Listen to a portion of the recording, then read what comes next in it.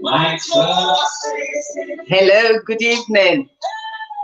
Good evening, good evening, good evening, good afternoon, good morning, wherever you are. Welcome to Tpj Wives Summit. This is Omobola Jeffries.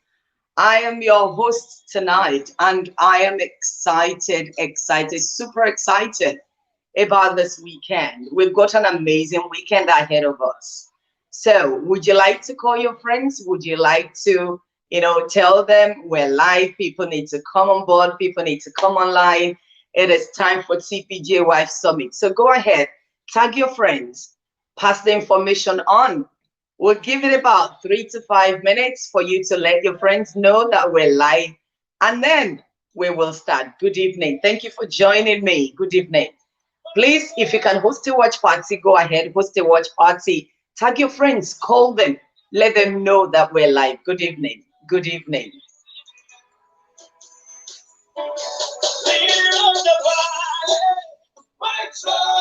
Thank you. Thank you.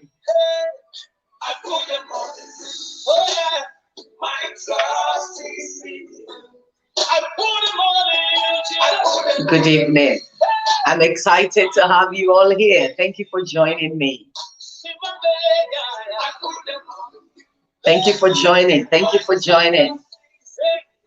Go ahead, alert your friends, let them know that we're live. Welcome to Tpj Wives Summit. My trust is in you.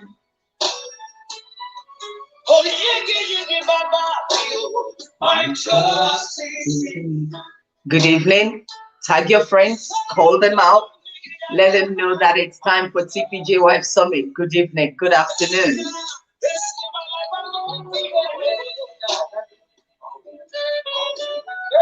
Thank you for joining me.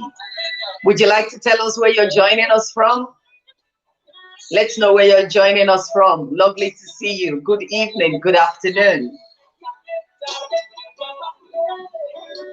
We're live on YouTube and we're live on Facebook.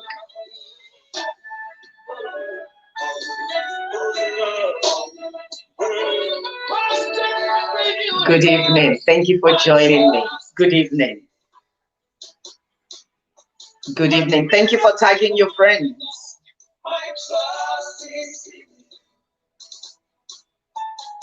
Thank you for tagging your friends. Thank you, thank you, thank you, thank you. Good evening. Texas. Thank you. Lagos, Nigeria from Bromley. Thank you. Thank you for joining. South Africa. Lagos, Nigeria. Thank you for joining me. Please go ahead, tag your friends, let them know that it is time for Tpj Wives Summit. You're joining from Saudi Arabia. Thank you for joining. Good evening. We've got a minute and then we can start. I hope you've had a lovely day. I hope your day is going well. Thank you for joining me. Welcome to Tpj Wives Summit.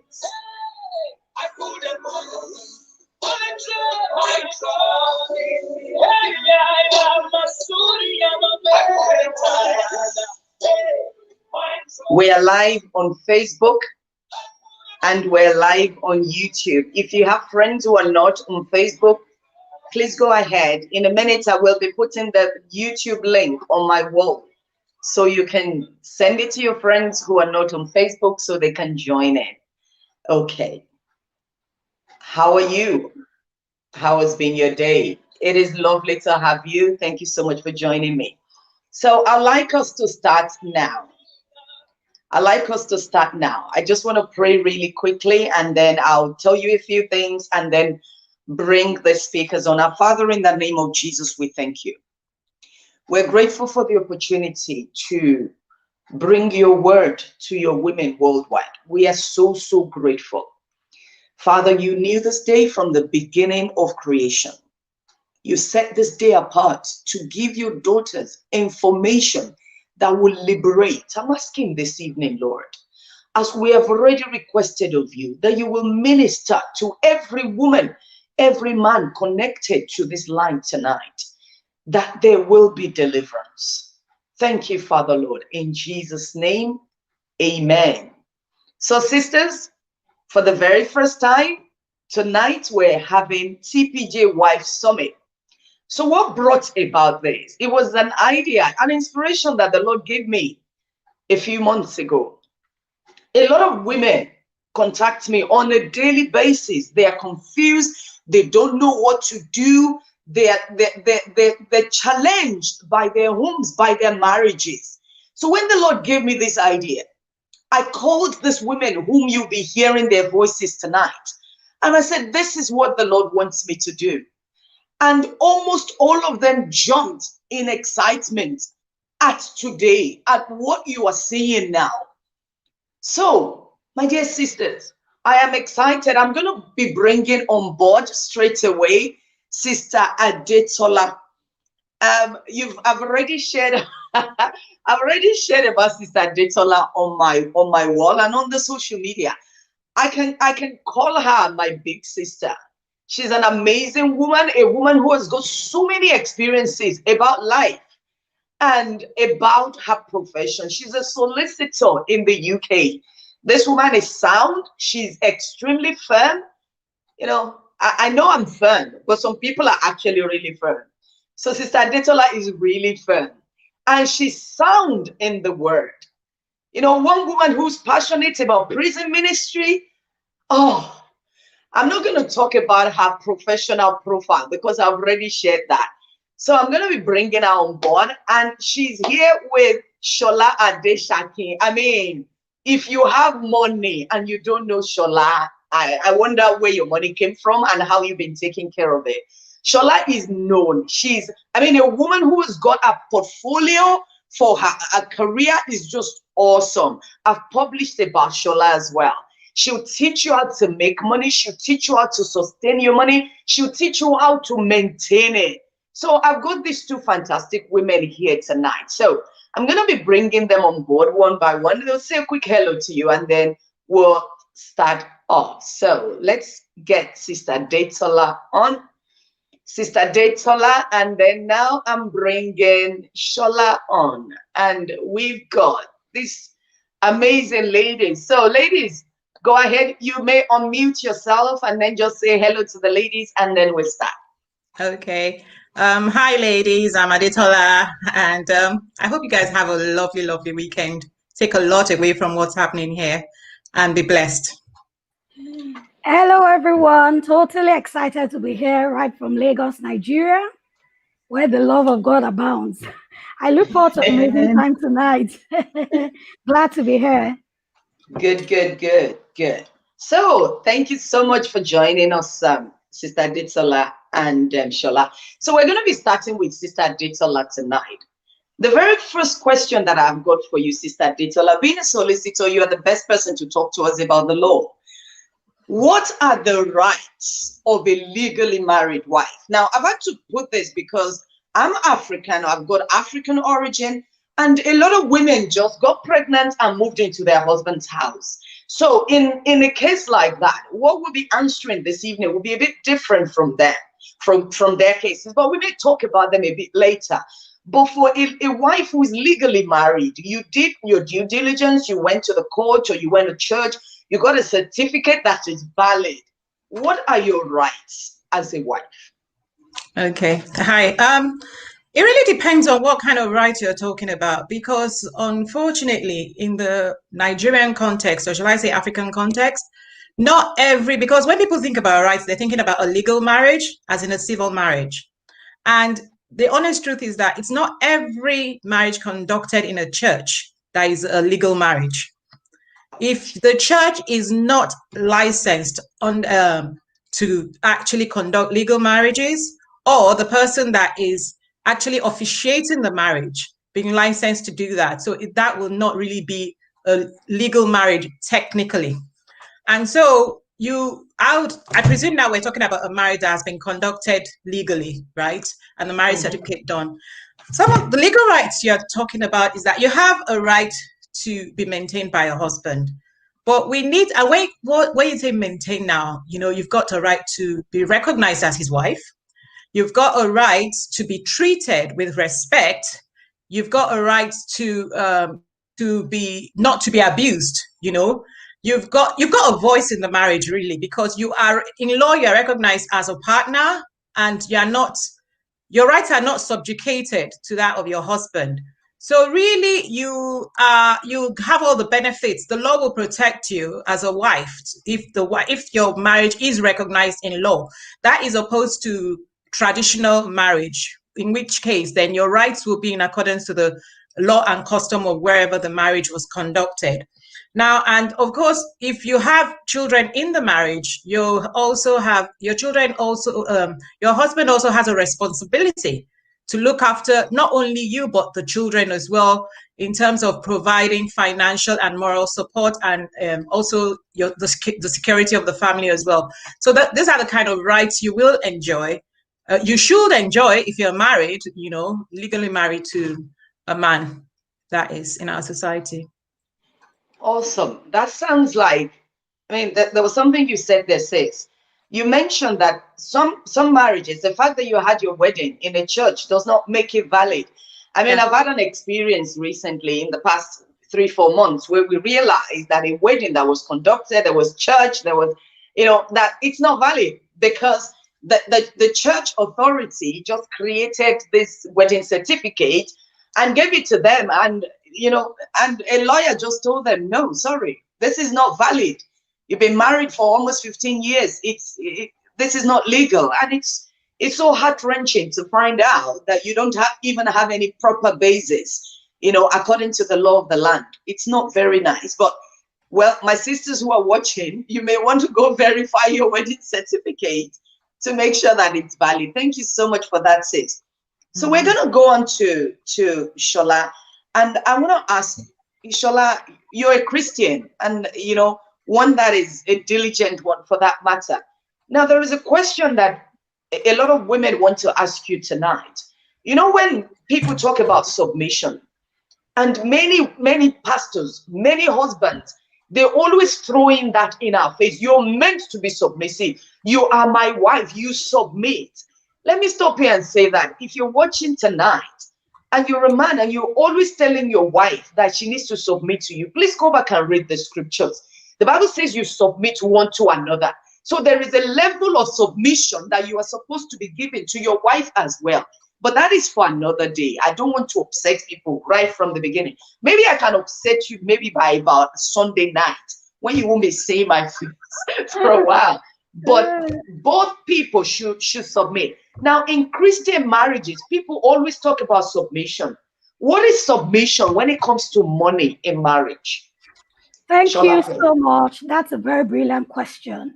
I like the fact that you already mentioned that the Bible in Ephesians chapter 5, verses 21 and 22 talks about submitting one to another, first of all, and then the wives are, submitting to their husbands. But we are not going to go into the submission gist tonight. Let me just bring the question home. Now, when it comes to submission, especially, along the lines of money, and I believe this, is applicable to other areas as well. I like to liken submission to, somebody being behind the wheels. Now, follow my analogy. If you are in a car, you can have just one driver. Now, not because the person who is on the passenger seat cannot drive, but just because, at a particular point in time, at every point in time, only one person should drive, not because only one person can drive. So when it comes to submission, especially in the area of money, and I already said this is applicable to other areas, we are saying that in marriage, right, submission is not about servanthood. Submission is not about being weak. Submission is just saying, in the wheels, behind the wheels of this marriage, let's have one driver. Not because I cannot drive, not because I do not know how to drive, but because the two of us cannot be behind the wheels. And I might upset a few people here, especially if guys are watching, this event with their wives. Okay? A few months ago, I wrote a free book, which I will share with you and you can share with the community. And I discussed 7 points that couples need to know when it comes to finances in marriage. Now, the first one is understanding one another's temperaments. The second one is understanding each person's role and knowing who is the better money manager. Now, the better money manager is the person who should be behind the wheels when it comes to finances. In some marriage, in the earlier days of my marriage, even though I've been qualified as a chartered accountant, this year now will be my 19th year. But in the earlier days of my marriage, my husband was the better money manager. He's still a good money manager, but I have learned and caught up over the years. So at that time, and even up until now, I submitted totally to him because I realized that I had deficiencies in my knowledge, in my ability to manage money. Now, if you have somebody, you're sitting beside somebody who is driving you, who is overspeeding, who presses on the brake suddenly, who is swerving anyhow, who is going to run you into a ditch, what do you say? Excuse me, can I alight? I know in marriage, I'm not saying divorce, I'm not saying, but what I literally means is that as a wife, as women, when it comes to submission with regards to money issues, you must be able to know when to say, this person cannot take me to my promise. This person is going to run me into a ditch with money.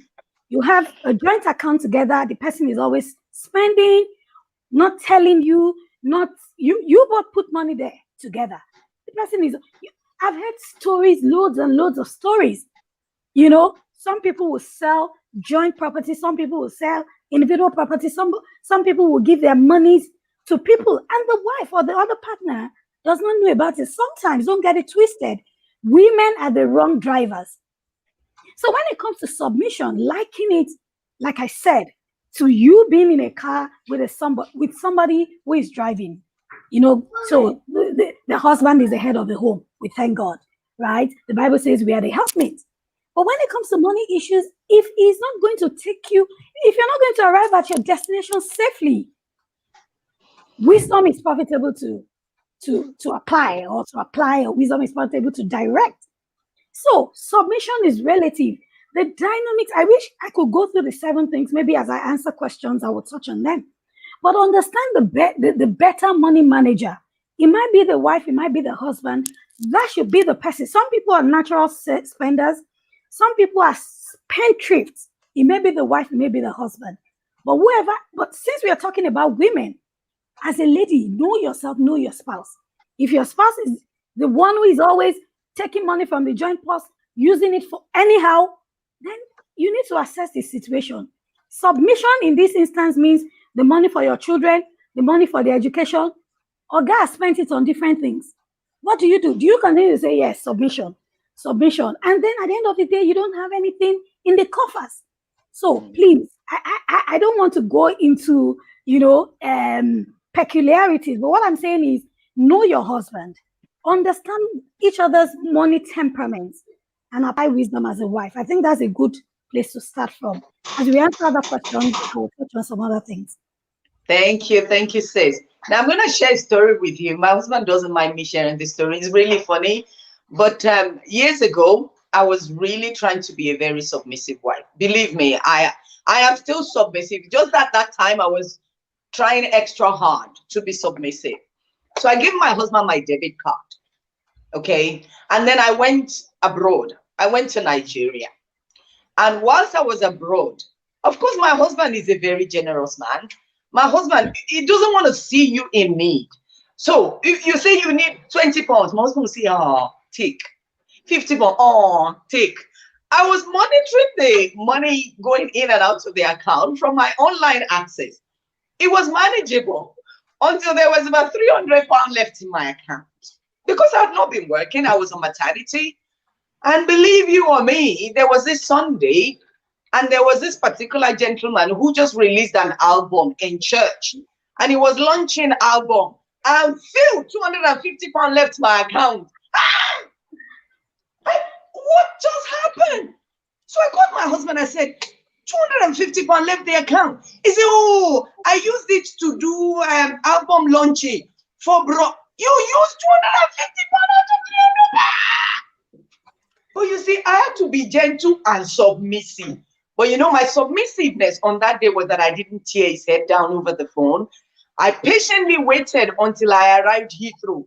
As my husband hugged me, I was, my wife, it's good to have you back. I said, oh, my husband, it's lovely to see you. Can I have my debit card, please? I collected my debit card right there and then. I am so submissive. Oh, those of you know me, you know I'm very submissive. But my dear, like Shola said, when you see that this person, the tendency is always out, and not really thinking about in. My sister Adetola will tell you a bit more about some kind of submission that we need to go into. But meanwhile, once we've got this, I want to ask Sister Adetola, now, no woman ever prays that their husband would die. No woman, none. But it does happen. And being an African woman, one of the things I've noticed is that if your husband dies, you are actually in real trouble. A lot of men do not have a will. A lot of men do not have any documentation about what they have. It does not matter whether the woman was the one who took a loan to build the house where they're living. As far as the family members are concerned, the man's family members are concerned, oh, our son built the house. So they sent this woman out. And it was the dilemma that many women, it's a dilemma that many women are faced. We don't want situations like that. We don't want stories like the wife of the sons of the prophet whose husband died and this woman went into abject poverty. Sister Adetola, if it happens that a woman's husband dies, or we pray they don't die, whilst they are still alive, what can a husband put in place to safeguard his wife, his children, their future, their destiny from the intrusion of his family members, or even people who are not related to him who believe that they have access to whatever he has? What can be done? That's a very good question. Well, can I just say that I pray that the husband is one that even wants to make you comfortable post their natural lifespan here. Now, the first thing I'll say is that a woman needs to have a voice while she is married. You don't develop a voice when your spouse dies. That's the honest truth. Because if you've led a timid life and you left all the decisions to your husband before he passed away, the truth is that you would not be able to make any decision or stand your ground if confronted by people that are even stronger than you. So really, it's important that you have a voice and your voice is heard while your husband is still alive. Now, the first thing I would encourage everybody to do, whether it's the husband and even the wife, for reasons I'll go into later, is you need to make a will. You need to make a will. Encourage your husband to make a will, and he should tell you where the will is. Now, what are some of the things you should have a file. The responsible thing is to have a file, right? And in the file, list your passwords, your PIN numbers, access your account details, all your assets, right? How your assets can be accessed in life insurance policies, any kind of insurance out there. You should have everything detailed in a file that even if the husband doesn't want you to know the contents of the file, he can at least tell you that everything is in here, in case anything happened to me. And not only that, one of the things that I would really urge people to do is funeral plans. It's very important that you actually leave instructions for your loved ones when before you pass away as to what you want them to do with your remains, what kind of funeral you want, if any at all. Or for instance, you could decide you want your body donated to science, although that's quite unlikely in our culture. But this actually helps the family. They don't have to start trying to figure out what you want, one. And number two, it's a really, really tough time dealing with the loss of a person, of a loved one, then having to now also make arrangements. So if somebody has already left instructions, it makes it a bit easier for them. Now, when the husband makes a will, which I hope he will anyway, the wife should actually, the least he could do is your wife should know what your assets are. When you hide your assets from your wife, it makes no sense. Believe me, when you leave, other people will take over and your family are going to be the ones that are going to suffer for it because they don't even know where anything is and you have not left a will, which would have actually enumerated everything that you had in the first place.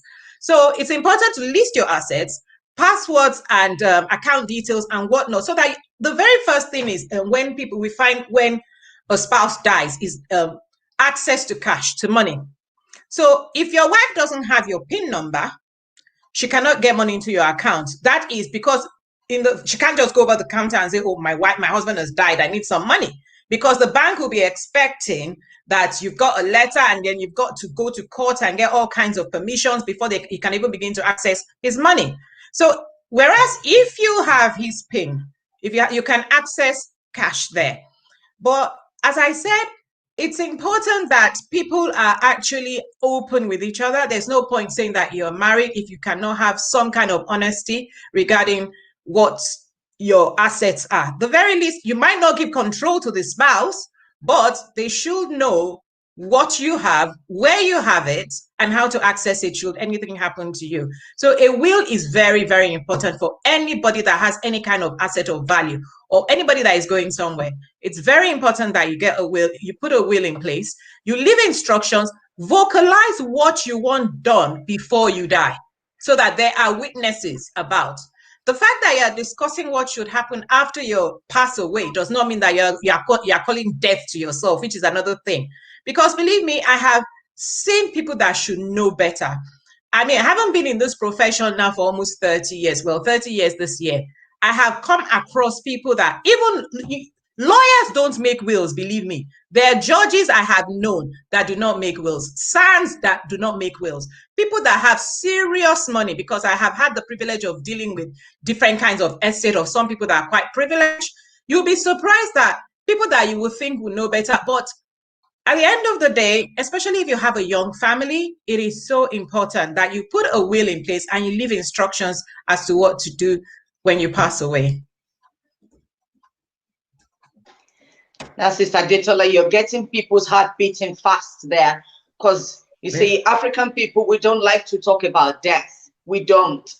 A lot of people do not have life insurance because apparently some preachers have preached that if you have life insurance, you don't believe in God.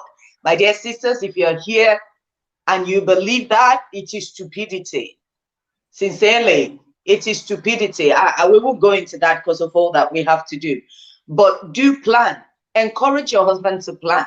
And a typical African man will say, you want to kill me? Is that why you're asking for my life insurance? It's okay. Something is going to kill you one day. We know it might not be soon, but at least make plans. It's really stupid how people, men are really hardworking. They work so hard, but their families, most especially their children, start to suffer the minute they die. Because the people who know nothing about your labor are the ones who will come and enjoy it. And they will rub your wife and your children's faces in the mud. God will keep you, but please do the right thing. If you make a will, or you let your wife know what you have, put it somewhere. Both of you agree, okay, we're not going there until we're 75, but at least put it there. It is wisdom. Thank you so much, sis. Now, can I just quickly say something that, yes, you know what? It will be the people that you did not even give the time of day that will enjoy your assets if you don't make a will. Just think about it. People that could not come to your home are the ones that are moving when you're gone. Gosh, that is very scary. That is very scary. Thank you, sis. Now, Sola, this question is from, well, all the questions here are from Jewels. They're from married Jewels. Is it okay for a man and woman to share financial responsibilities equally in marriage, as in 50-50? Okay, so I wish I could just have a few minutes to touch on these 7 points I mentioned. Go ahead, go ahead. Okay, so just let me run through them and then I will talk on the particular one that addresses this. Number one, understand your temperaments. I already touched on that. Who is the saver, who is the spender, right? Now, sometimes we get a lot into fights and conversations that, some of those things are things that we should have discussed before the marriage. Some people are sanguine. Some people are choleric. Sanguine are, you go out, you see a new car, you buy it. You haven't told your husband or told your wife. You see something nice and you think you are coming to surprise the person. And the person knows the status of the finances, right? So understand one another, know who is, the person who will stick to a budget, know the choleric, know the melancholy, know the saver, right? Those are money temperaments. I'll share the book anyway. Number 2, I already talked on this as well. Know the better money manager. Number 3, there must be financial planning. There must be communication. And this is a lot dependent on what you are bringing in. Okay? Now, the dynamics of each family differ. At some point, the wife may be the breadwinner. I mean, in recent years, we have seen that a lot more women are the breadwinners. Now, the man may be the breadwinner. They might have decided that, okay, you are not going to work until, the children are grown. Different dynamics in different marriages. Now, so it's difficult to say, let us share 50-50, because you have to consider the financial capacity of each person. If the wife is not working at all, or the wife, for example, is earning, say, 50,000, and the husband is earning 800,000, it will be difficult for you to say you want to share 50-50. So communication on financial planning. I mean, this is what I and my husband have done in the last 4 years successfully. So what are our family needs? A lot of women or a lot of couples shy away from having conversations about finances. Sisters, you must face it. You must eat that frog. You must ensure, you must get your husband to steam into realizing the need to have conversations, or else you would see things creeping up on you. Do you see it? So you must say that, what are our family obligations? This is what I do in our family. This is what we do. What are the things we need to spend on a monthly basis? We have I could tell you, I think I said it at the last conference we had. What exactly would it cost to run our family on a monthly basis? We have practiced it. We know it. So you must understand. And then you can now consider each other's financial capability to decide on how you can share. I mean, there's absolutely nothing wrong in you saying, let's do 50-50. But if the other person is not earning as much, you can't do 50-50. So you have to be realistic. So it is 500K that would cost us to manage our family. Example, list out all your expenses. Need to have, nice to have. Children's school fees divided by 12. You know what it costs on a monthly basis. You're paying rent, you're paying internet and all of that. So it is 500K, it is 1,250 pounds, $1,200, whatever. How do we contribute? How much can you put in? How much can I put in? Leads me to the next point, which is number 4. Project account or joint account. I don't teach joint accounts. It works for some people, they swear by it. But what I practice is project account. We decide that, okay, this is our obligation. This is the money we are meant or we should spend or we would have to spend on a monthly basis. How do we contribute the money? So we have a family account. Ironically, we both have some investments that come into that project account. You know the dynamics of joint account? All your salary, put it there. And then one person is spending, there's no trust, there's backbiting, there are issues. For project account, we decide, okay, I am putting 100K monthly, you are putting 100K monthly. For my investments, we are putting so amount. So in that project account, we're using project account to run the family. And the better money manager should be the custodian, or else you just wake up one day and you realize, what has happened? I don't know. Stories are taught the earth. So project account or joint account, whatever works for you. I want to have my own thing, and that's what I teach. As women, example, the lady in 2 Kings chapter 4. In the first few verses, the first lady, the husband died, nothing. The children were going to be taken away. But in the same chapter, we see the Shunammite lady. She didn't have to take permission. It's not a matter of pride. Look at Abigail. If Abigail did not have her own thing and she had to wait for her husband, Nabal, to come and give what she will give to David, she would have been wiped away, her husband, their generation, everybody, the whole city. But she was able to placate David and to say, my Lord, 20 bread, this cake, this fig. And then it was later when her husband came, she said, you're in trouble. Your generation is in trouble. Anyway, this is what I've done. We must have our own thing. So that's why I support project account. I have my own thing. I don't have to wait all the time. Anyway, I don't want to belabor that. The number 16 is planning for the children. And of course, number 7, you must ensure on how to boost your family earnings. So back to the question again, what is the financial capability of the partners? Is it realistic to share? If it is realistic to share, you both are on the same earning category. Why not share it? But I suggest project account, you put this amount, I put this amount, then we run the family. I can use my money, my other money to run my own personal expenses. I want to buy my new frames. I want to do this and that. But again, understand your spouse. I watched a movie a few years ago and I like to teach from it. Keeping Up with the Joneses. This very moderate, modest couple, they were living an amazing life. And then this new couple moved into the neighborhood. And they thought they were a couple, living large and all of that. Ashe, as they say in Yoruba, those guys were hired as assassins. They were not even a couple. And this family were tensioned. They were pressured. So a lot of us, we look at what our friends are doing and then we want to model our own marriages, model our own financial activities after them. My friend, it is our husband that pays the children's school fees. Do you know the dynamics of their marriage? Do you know their conversations? Do you know their agreements? My husband's friend or my friend's husband was the one who did this, who did that, who did. Why don't you sit down, have a thorough conversation? And it has to be an ongoing conversation because as time passes, your circumstances passes. My old first son is 13. In a few years, he's going to go into uni. The conversations I will have with my husband is different from the person who has a 1-year-old. University, we want him to go to an Ivy League school. The obligations cannot be the obligations somebody who has a 1-year-old has. So the conversations have to change year in, year out. You have to constantly review to say, where are we? We want to buy a house.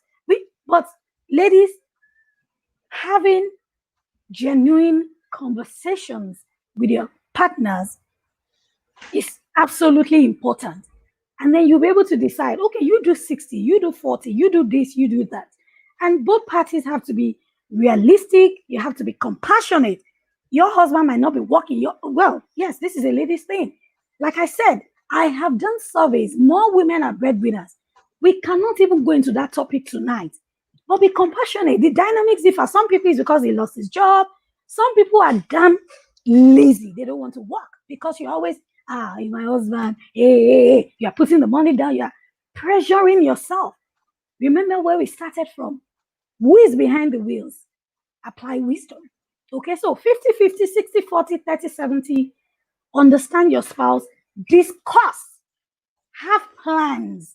Understand their temperaments. And then apply whatever works for you.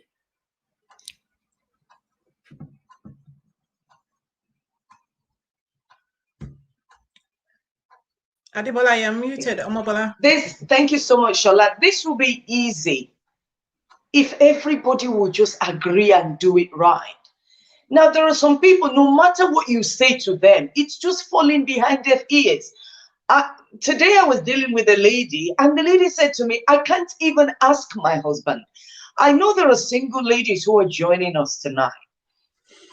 There's something I always say to you. Cause trouble a bit whilst you are in courtship. It is better to do it then. See this man's response and reaction to things.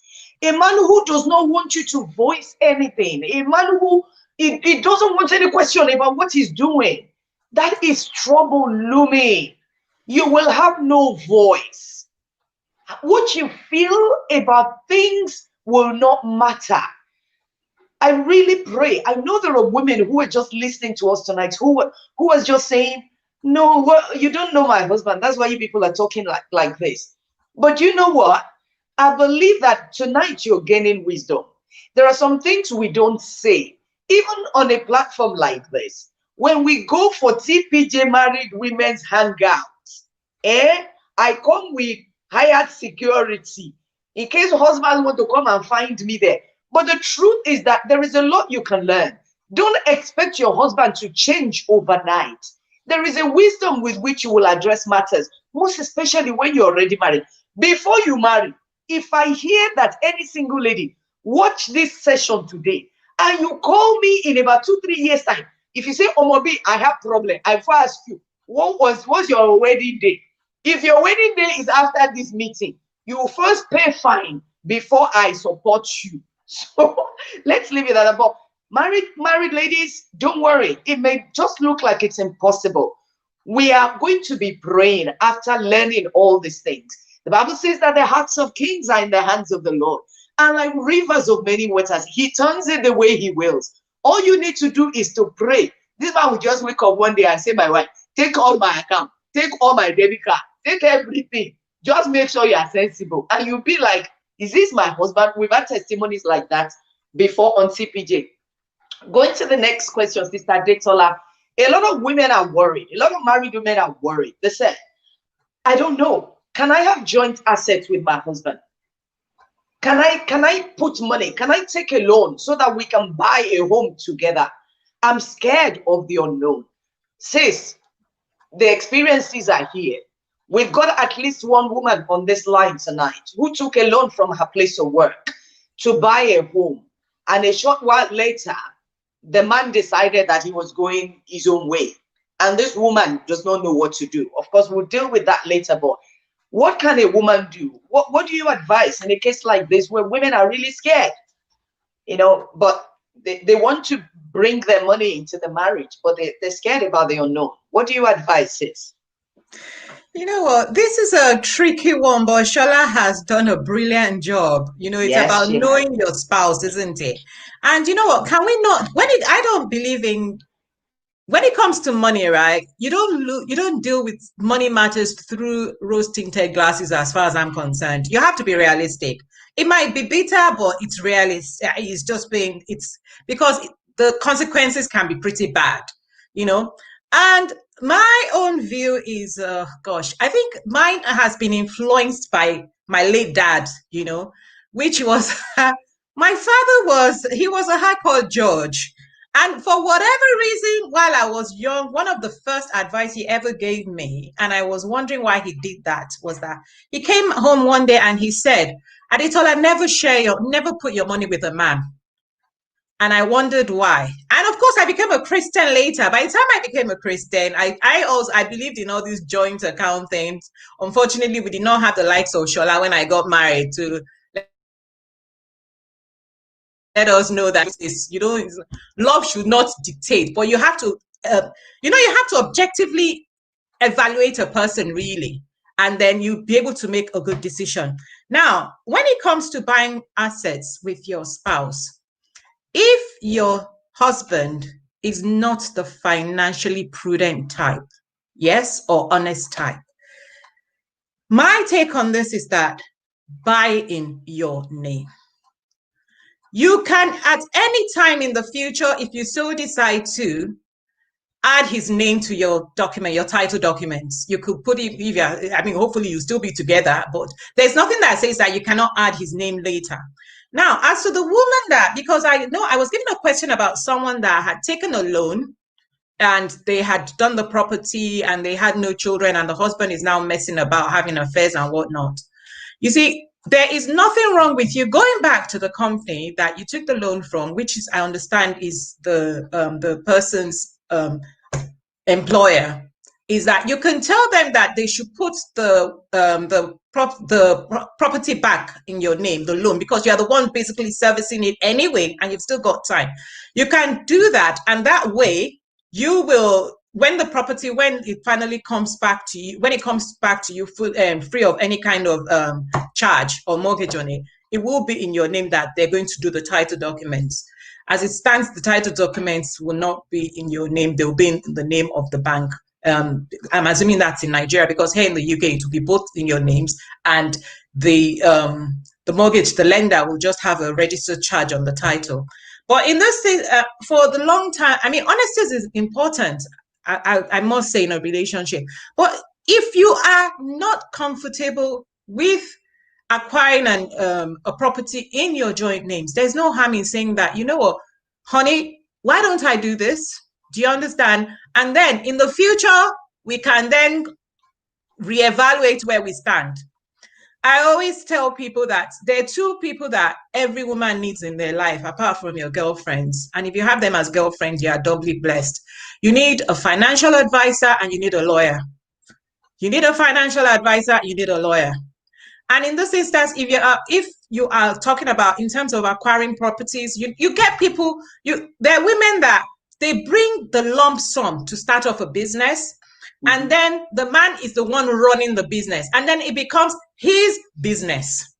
The wife is sidelined. Everybody thinks it's the woman's. So what you have to think about things like, okay, when you gave that money, oh, please, ladies, it's so important that when you are giving money, whether it's to buy assets or to invest in anything, leave a paper trail, please. You have to be able to prove that you made a financial contribution. Especially if you are not actively involved in running the business, because you really don't know what's going to lie ahead. It could be the man either walks away, like Omobala mentioned, or it could be that the person passes on and the family now says it's our son that owns the business. So it would be nice if you actually have a paper trail of the investments you make. And even maybe if you see, even with assets, it's important that you have a paper trail, because I remember years ago, a long time ago, in my early days of practice, a woman whose husband was going into bankruptcy. He had money, one of those people that had a lot of money, and he had property all over the place. And the banks had started foreclosing on all his assets, right? And it was just the matrimonial home. The only thing that saved her and her children from being homeless was that when they bought the property and they've been doing up the place, and all that, she had bought materials, building materials, and receipts were issued in her name. I'm talking about the 90s. She had bought, that is what she took to court to stop the foreclosure. Wow. The receipts to say that, you see that I've got this. And this means that the property, because it was like, it's a husband's name on the property. And she said it's her matrimonial home. And of course, the banks were trying to say that it's not. But it was just the receipts and the fact that she spent money over the years in doing up the place that actually saved her matrimonial home. So a paper trail, please don't give cash. Don't give cash. Not the one you go and withdraw money from the bank and then you do an electronic transfer, a bank draft, or you write a check. Do not give cash. And show, even if it's a company, have some kind of passive interest if you are not allowed to come and, to come and get involved in the day-to-day activity. Are you a director in the company? Are you a named director in the company? Do you have any say, or is it that everything goes behind your back and you're just collecting chop money every month? That is not going to pay you. You need to show some, although hopefully you have a husband that is going to be open to this. I know, it's sad because my line of work means that I get to hear all sorts and I see all sorts. I have seen women that were madams in their marriage with a husband that, gave them everything they needed. And unfortunately for them, I've got two people that I know personally, when the husband passed on, these women became people that were taking public transport because they never even learned how to drive. They now have cars sitting in the compound. And they are now jumping on bus and waiting out there on the bus and on the train because they could not drive or they don't know where anything is. So women you have to empower yourself. You have to be vocal while you're married. Please, men, if you love your wife, you love your children, you need to let your wife know. You need to let your wife know where things are. It does not mean that she's going to leave you or she's going to squander it, So that's it, really. Oh, wow. Thank you so much, sis. Thank you. Now, the next question is for Sola. Sola, this is your question. Are you here with us? Yes, I am. Absolutely. Okay, now the big money question. One of our sisters, she's got a lot of money. I was very excited when I saw the number, and she said, I've got a lot of money. She said it by herself. I've got $186,000, which I received from shares bought years before I married. 2 years ago, my family relocated to the UK. I have never mentioned about this money to my husband. I would like to ask what investment options I have for this kind of a money. And then probably when you finish answering, maybe Shola, you can also tell us, or maybe Adetola will tell us, should one disclose this amount of money to one's husband because you had the money before meeting him or before marrying him? So Shola. Big question. Right. Now, well done, sister, for doing that much. The decision is absolutely yours whether to disclose or not. I mean, I don't know for how long you've been married and you have been able to put that sum aside. You have been investing in it. Congratulations. It's your choice. I don't know your husband's money temperament. I don't know his disposition is to money. I don't know anything about him. But I mean, it's totally up to you to decide. I believe that you had your reasons for not disclosing before you got married. And even after getting married, for I don't know how long, you must have a reason as well and a conviction on why you wouldn't disclose such amount. If you think that works, well, I tell couples, intending couples, and I mean, ideally, you're supposed to talk about money, right? Naked but not ashamed, right from even courtship. But again, you know the person you are getting married to. Are you with me? I seem to be frozen on the screen. Please, can you confirm you can hear me? Okay. So you know the person you are getting married to. So it's up to you to now say, okay, at this stage, I have had this investment for 15 years. Now, do I now want to tell my husband that I had this money? You know, the dynamics differ. Truth be told, there are things that I do that eventually, I mean, mention in passing to my husband. Maybe I discuss 95%. Every woman has that 5%, 10% that you don't disclose. There are things I do that at the end of the day, it gets to know fine, maybe in passing but there's no pressure to say, okay, he has to know everything. So again, the dynamics differ. I just want to mention that. So what should you do with $186,000? You have, I reckon you're in the UK. Quickly, let me touch on the types of asset classes because people just want to invest. And I beg people, this 2021, if you have not committed or invested in financial literacy, this is the year to do so. A lot of women have lost money to Ponzi schemes, to all sorts, because they want things done for them. In my Instagram post, I think 2 days ago, I put up a post that says, maintaining money is an action. Gaining money or earning money is an action. Maintaining money is a behavior, but multiplying money is knowledge. You see, a lot of us are comfortable at the action level. People get into my DM, people send emails. I just want you to help me invest this money. I am not that type of financial coach. I want to help you through the basics of financial literacy. As women, understand the basic things. I tell people, a lot of women will say, I don't have a knack for figures. I've never understood figures. I do not like figures. All of this, the richest man in the world, the blah, blah, blah, and all of that, they will never tell you they don't have a knack for figures. They understand their figures. They understand their finances. They know what they have per time. Even the Bible says, be careful to understand your flock. Tend to your flock. Understand. Remember the parable of the talents. To one, he gave 5. The Bible should not have been particular about numbers. He said the one that had 5 multiplied brought back 5. He could have said he brought back more. The one that had 2 multiplied brought back 2. The one that had 1, right, buried his own. And the Bible said, collect from the one that does not have and give to the person that has. And people are like, And the Bible says the kingdom dynamics, even from the person that does not have what he has, will be collected and given to the person that has. That's what happens every day. Wealth transfer from the people that do not know how to manage, rather, their money is being collected and given to the people who know how to manage their finances. I tell people money doesn't fall from heaven. In that parable, the master did not bring additional talent. What he did was to what? Reallocate resources. And that's what's happening every day. 2 weeks ago, last week, Elon Musk became the richest man. The world is about numbers and metrics. You must understand. So don't go around saying, I don't want to know, just invest for me. You must know. And that's why we are here, teaching you financial literacy. So back to the question.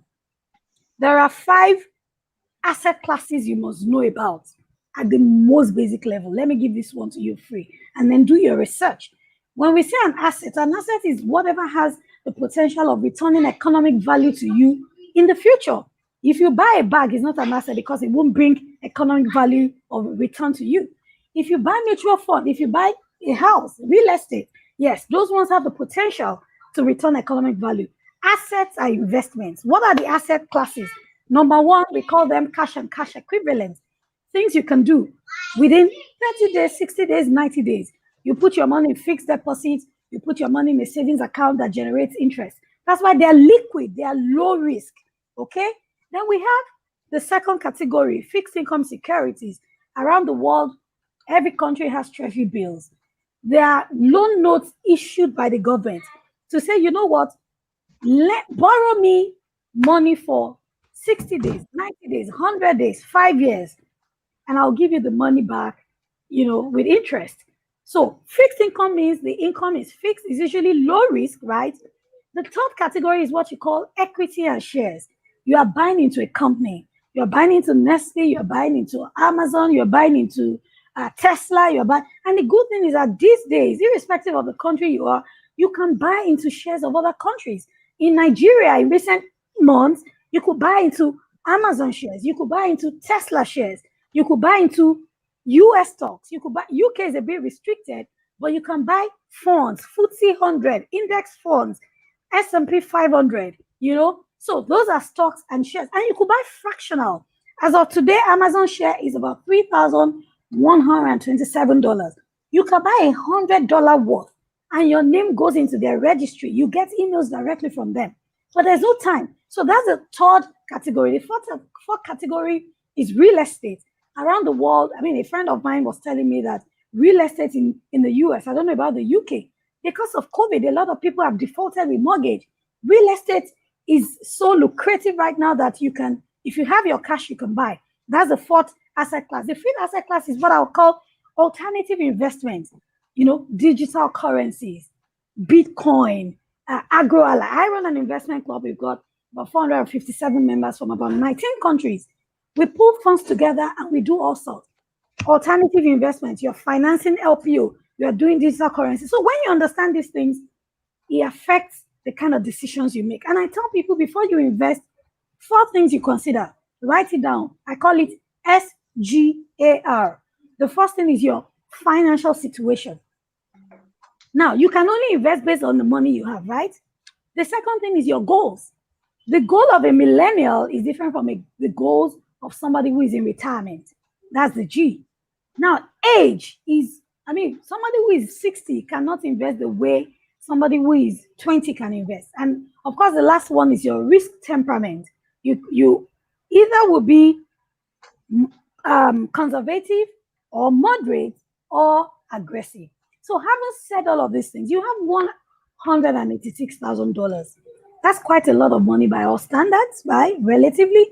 Talk to a financial advisor. If you're in the UK, I'm aware that there are a few, and let nobody tell you, oh, this investment is 100% risk-free. There's nothing like that.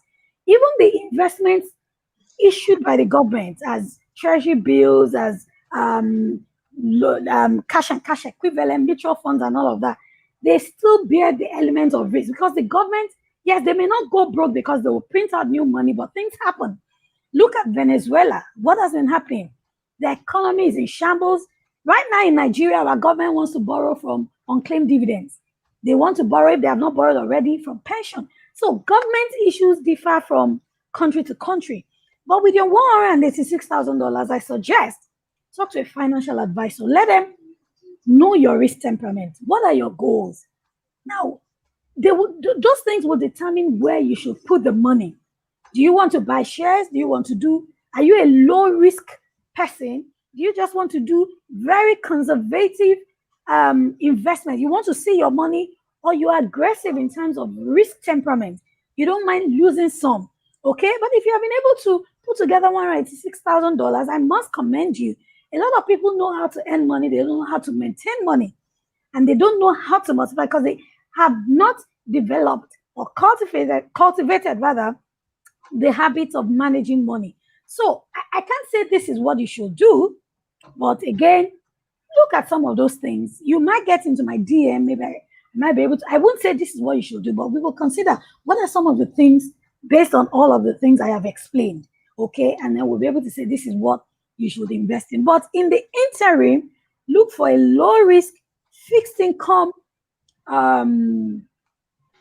investment vehicle, so that the value of your money is not eroded. You're earning interest until you decide whether I'm going to use that money to buy property, I'm going to use it to buy more shares, I want to use it to, but don't let anybody deceive you with Ponzi scheme to say you will earn 30% in 1 year and all of that. So you have to be careful.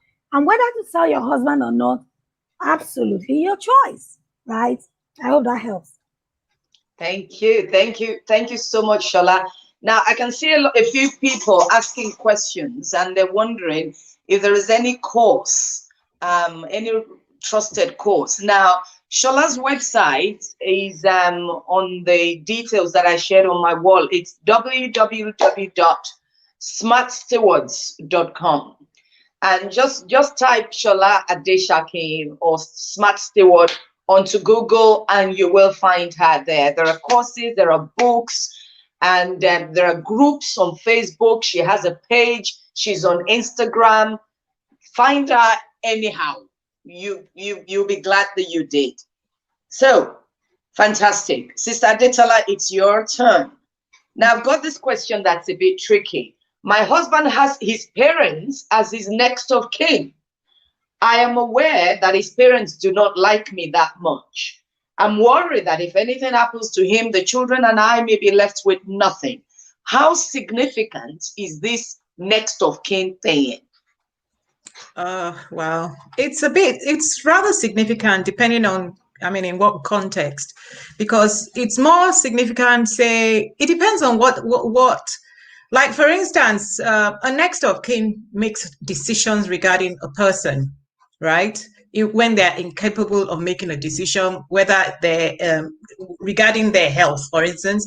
If someone is in hospital and is unable to make a choice, as you very well know, Omobola, as a doctor, that the next of kin is the person that is going to make the choice. So when your life is in their hands. So make sure you make the right decision. And now, on the legal aspect, now, in Nigeria, people, it could be company benefits, for instance, your death benefits. Yes, it's whoever you mention as your next of kin that it will go to. Your next of kin as well in terms of dealing with your assets, the bank. Okay, interestingly, please, I was talking to a colleague of mine yesterday, and she found out just looking at her bank, the online banking, that the person stated as her next of kin was not anybody she knew at all. That, I'm telling you, it happened in a Nigerian bank I will not mention. So please, can you check your banks to make sure? And when they found out, it was a member of staff of the bank. So if you don't do anything, they can put anybody there. And then you have, when, people, and your wife might not even know you have that account or that kind of money. And these people will just quietly take the money. So you need to be very, very careful when in terms of next of kin, right? Now, it's rather peculiar that her husband, it says a lot about how he views his wife, to use his parents as next of kin. And there's nothing to say that they will not predecease her anyway, but really your wife or your husband should be your next of kin because they're the ones that are going to make decisions.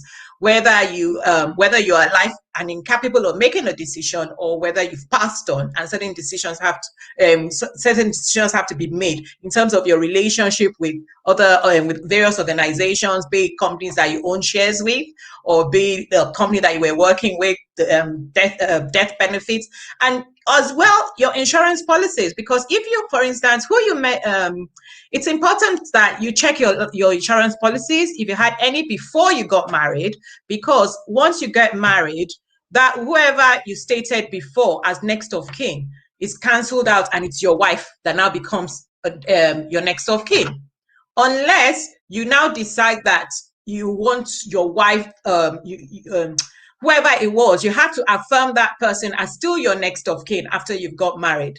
Now, and I hope that's what obtains in Nigeria as well, because I know over here in the West, that's what obtains in terms of next of kin. Now, with your, I can understand your concern about your husband's decision. What I'll tell you is that you need to be vocal now.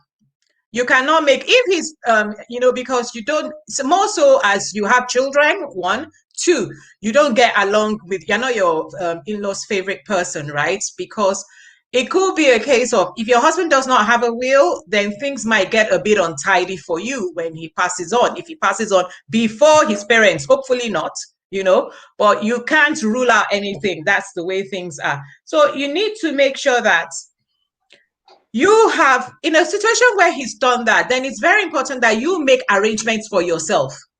Because even if he comes and he tells you, oh, yeah, I put you as, you just do not know what will happen until he's gone.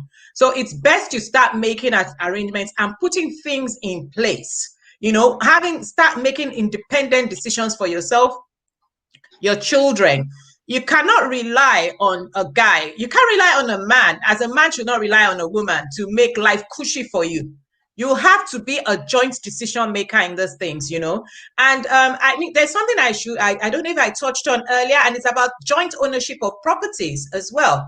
You have to make those decisions, because there are two ways you can own a property, either as joint, if not two actually, apart from you being a single, being an individual owner. You could, in a marriage, you could decide that you're going to hold a property jointly. That means that you both have a joint interest in the property. And when one person dies, the whole of the property now divests into the surviving spouse. And that way, it doesn't form part of the estate of the deceased. So you just go to the land registry and you do the necessary paperwork, and it goes straight to you. And it's not subject to inheritance tax. Now, there's another way which is less common, but nevertheless happens, especially in where polygamy is involved sometimes, which is when a husband and a wife, they hold property as tenants in common. Tenants in common means that you own a specific percentage of the property, usually 50-50, or where there's a declaration of trust, you could have said that, you know what, I own 40% and this person owns 60%. So what happens is that on the death of either of the property owners, the percentage that they own goes to their own estate, which you now have to do probate on. So things like that are important. Please, somebody was asking about money in terms of, do you have to give your husband money? Your husband has no right to your income. He has no right to speak. He does not have a legal right to your income. He does not have a legal right to tell you how to spend your money. Nobody does. You are the one that has that decision. So it's for you. I mean, you can decide that, well, you want to, for the sake of whatever way you practice your faith, that you want to give him. But he does not have any right to tell you to bring all your money to church. It is your money. It's your income. And so you are the one that has the right to determine how you spend it. Of course, just as the man has a responsibility to look after the family, so does the wife have a responsibility to look after the family. So it's not just it's not just about him looking after it and you are sitting on your money. You have to do this thing jointly, as Shola has mentioned. So please, your husband has no right to tell you to bring your income. He has no legal basis for that. He does not. And women, please be vocal about what your needs are. Set boundaries. You got to have boundaries as to what are the things that we need to agree on, and what are the things that we are respectfully disagreeing on, but no need for hostility. but this is the way we'll spend, this is the way we'll take this decision in this two areas. I mean, okay, like think of a circle where two circles come together, right? You could have a middle part where you agree that these areas we will make a joint decision, but in these other areas, you make these decisions and I'll make that decisions. That is how it should be. But nobody has the right to tell you cannot make a decision concerning your money. It is your money. There is no law that says a man has to collect money from you. There's no law that says that you have to be collecting money from him either. He has a right. He needs to maintain the family, but there's no law that says he must give you money. You need to realize that. So make decisions that are sensible for you as well. Yeah. So regarding this lady with the next of kin, can she please start making independent arrangements for herself? Yeah. Because if the husband is making that kind of decision, then that means that you need to wise up and make decisions that would be of benefit to yourself and your children on the long term, because it's going to court and trying to sort out things. Should he pass on before his parents will be a messy affair if they do not like you. They could make any kind of terrible decision regarding you and your children. So please be aware of that. Thank you, sis. It's actually very scary to be in this situation. But Sister Adetola, you've touched on something that that I've had to deal with a few times. And I think we're also going to deal with this tomorrow. A lot of women have this entitlement, view, opinion, impression about a man. The man he was not born to come and give you money. And the sooner you realize that, the better. A lot of people, let me say, a lot of ladies, you get married and you want your husband, or you want him to meet your needs, meet the needs of your family. No wonder men do not want to marry. I mean, who wants to? The man is okay just managing his life. You want him to marry you? You one of the ones that's always funny to me is a woman marries and then you say your husband does not take you out. Before you married him, where did you take yourself? Where did you go? You've never been on holiday. You don't go to anywhere apart from go to work and go to church. And suddenly you're married and you expect him to be taking you abroad. Why now? It's not fair. Marrying is not access to somebody else's money. A lot of us women are greedy. We are very greedy. That's why you will see somebody say, I cannot marry a poor man. Oh, it's his money you want. No wonder you entered the marriage and they treat you like rubbish. You're not going there. It's not a money-making trip. Marriage, wedding ring is not money. The same way we're teaching women that, look, be assertive. Decide that, no, I don't want this. I say to women, if after you got married, the man decides to not give you any money, work towards being comfortable on your own. When he gives you money, it is extra. You appreciate it. You love to the point of giving. Love gives. But a lot of women are demanding. You're not even waiting for the man to love you enough to give you. He married you last week. You want to buy, what did they call that hair? Bone straight. He must have buy the Hawaiian here, the Brazilian one, Indian one. No, now greediness is killing a lot of marriages. Marrying is not planting a money-making tree. Be sensible in your request, okay? And be sensible in what you expect from a husband. A lot of women are having marriage problems. You were not meant to have marriage problems. You're just greedy. The man has not taken care of his parents that sent him to school. He has not had any proper investment. All you want is money, money, money. And then you're bringing, your parents' responsibility, your cousin's responsibility to a gentleman. No wonder they don't want to marry. God help all our single brothers. Can I just quickly point out something that when we're talking about earlier is that a woman, for you to be vocal, it comes from a place of feeling empowered. And where you are 100% dependent on a guy, you cannot be as vocal as you need to be. The truth is that no matter what you do, you have to find a means of bringing value to the relationship. Yeah. Bringing value, even if you do not have a job and you don't have an income, be the person that has their ear. Let your advice be something that money cannot buy, but something that they take a lot of, they put a lot of stock by. And you can't just sit there and be saying, as long as the bills get paid, I'm okay. Not in the century. And earlier I was talking about next of kin, right? There is a difference between a next of kin and a beneficiary. You have because I saw that somebody has put that there. There is a difference. A beneficiary, you can state who the beneficiary is supposed to be in things like policies, also even in death, in terms of benefits in your office. But the thing is that a lot of people, at the time they take out these things, they could put a next of kin down and they do not put a beneficiary down.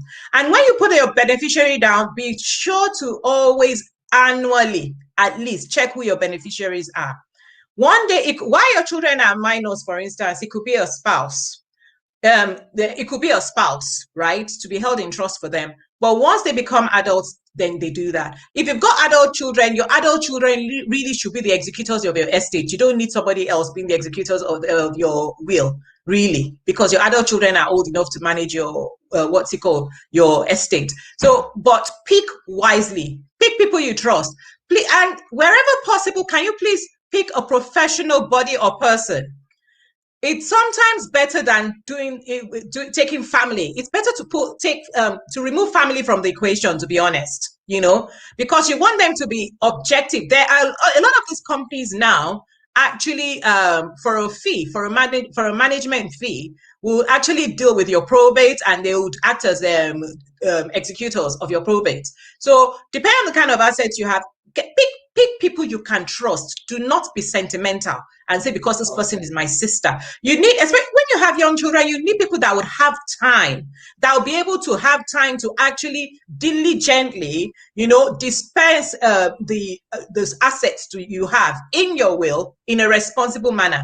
You don't want people that are going to now, vacuum whatever you have with expenses. But people that will be able to pay the children's fees on time, release fees, and do right by your family. So the people you pick. If you have a wife, it's always a nice thing to pick your wife as one person. Then you pick, an outsider as part of the equation.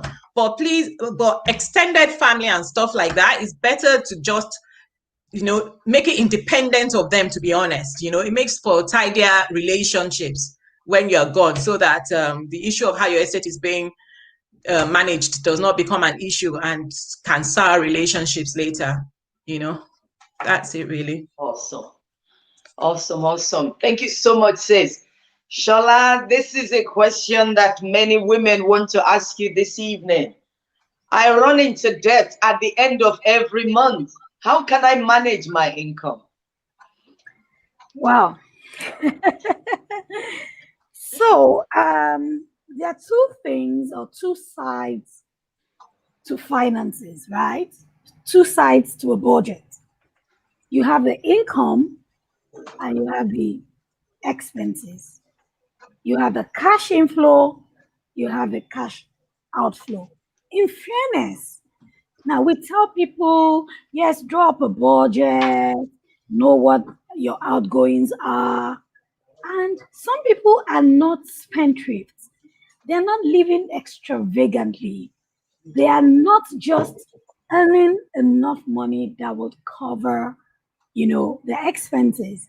And if your outgoings exceed your incoming, if your cash outflows exceed your cash inflows, you definitely will find yourself in a position of debt, right? Now, this is what I tell people. Whether you like it or not, you will spend money. I'm not a finance coach that will say, hey, don't spend money, don't spend. No. What I teach is spend smartly, right? Spend from an informed place. Because, truth be told, even a child that you give birth to today will spend money. Spending money is oxygen, as oxygen is to life. So a child that you give birth to, you necessarily must clothe the baby, right? You must begin to feed the baby. Even though the child is not spending by him or herself, somebody is spending for them. This will shock you. Even a dead person spends money. Immediately the person dies, mortuary bills, this and that, funeral bills. So spending is sacrosanct. So I don't say don't spend money. Your children, even if you are not working or you're not earning, they won't say, oh, mom, we see that you have been so good this month. We won't be hungry. No. Your children's school fees, even if you have been a very good, fee-paying parent, your children's principal or head of school or bossa will not say, we see that in the last 7 years, in fact, you have sent all your children to this school. Don't pay school fees this year. They won't say that. Your landlord would not say, you have been a very good tenant. This year, we are giving you an exception, or we are giving you a rent-free year. No. Spending is sacrosanct. They are the necessary expenses. They are what I call the need to have, and they are the nice to have. In your budget, on the right-hand side, the spending side, I tell people, adopt the 50, 30, 20% rule. 50% to your necessities, 30% to your wants, right? Because a lot of us, we work, we realize we are 50. We haven't taken care of ourselves. I have a friend, each time she earns a salary, she takes us out to a restaurant and she says, my soul, you have worked for this money. Oh yeah, enjoy. Even if it is 5,000. So you must take care of yourself. But there's no time to go into all of that. So 20%, the remaining 20% should go into your savings and investments. So I thought to build that foundation to let you realize that spending is life. Life is spending. Spending is sacrosanct. Now let's move over to the income side. Because the reason you are in debt is either you are illiterate or you are not making as much money or some other things, right? And I tell people, whether you are in debt or not, you must still save, because debt looks at the past. Debt repayment is an obligation to the past.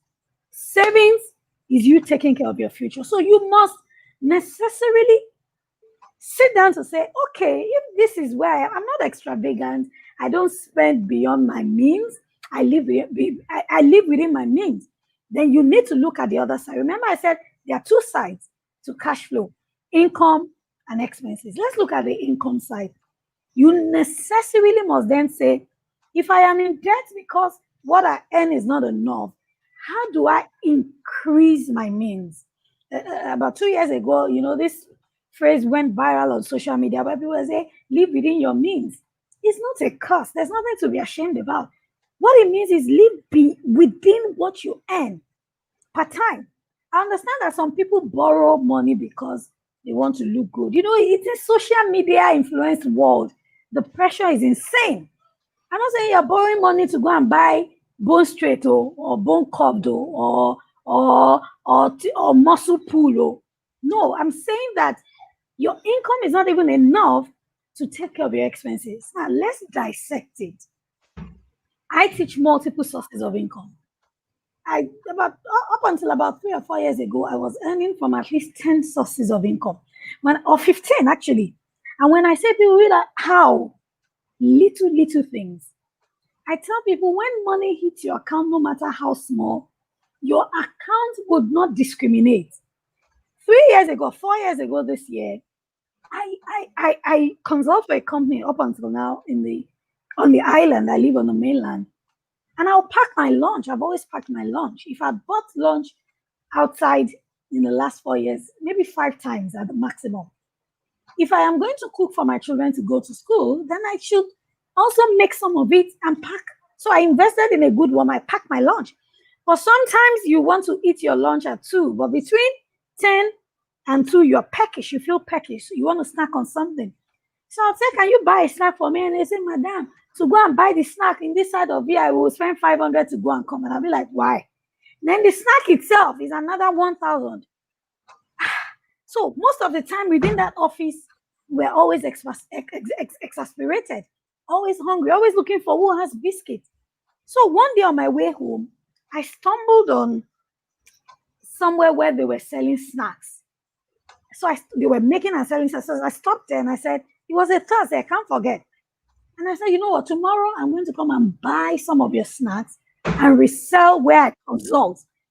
Let me remind you quickly about my qualifications. I'm a fellow of ICANN, fellow of ACC, I have CP, I have an MBA, right? And I've been qualified this year, 18 or 19 years. So as a chartered accountant, I stopped my car on the Friday, bought some snacks at a discount, and took it to work. And when I got there, I gave it to the office assistant. Within 1 hour, she came back empty. Everything sold. Obviously, people had been looking for who was going to solve that need.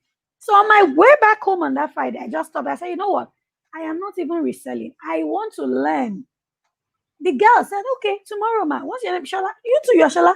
She came to my house. I sent her she sent me a list. I gave her money. She bought all the things I needed to learn those things.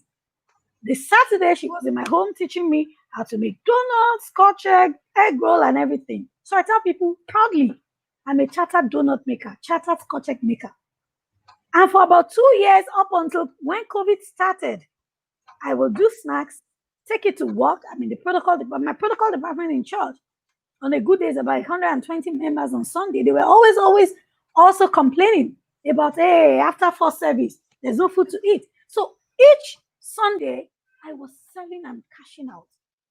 Now, that money comes in into my bank account. My bank account will not say, hey, no, I don't want scotch egg money. No. In the same account, consultancy money, courses money, coaching money. At the end of the day, you know what? I live a comfortable life because there's no shame about it. Some of us, we are too comfortable in our current position. We are not willing to take a bold step. Sometimes you have to take your pride aside, learn something new, learn a course. Women in my community know I'm a firm believer of multiple sources per time. There's no shame about it. So if you are in debt, do an analysis, dissect your situation.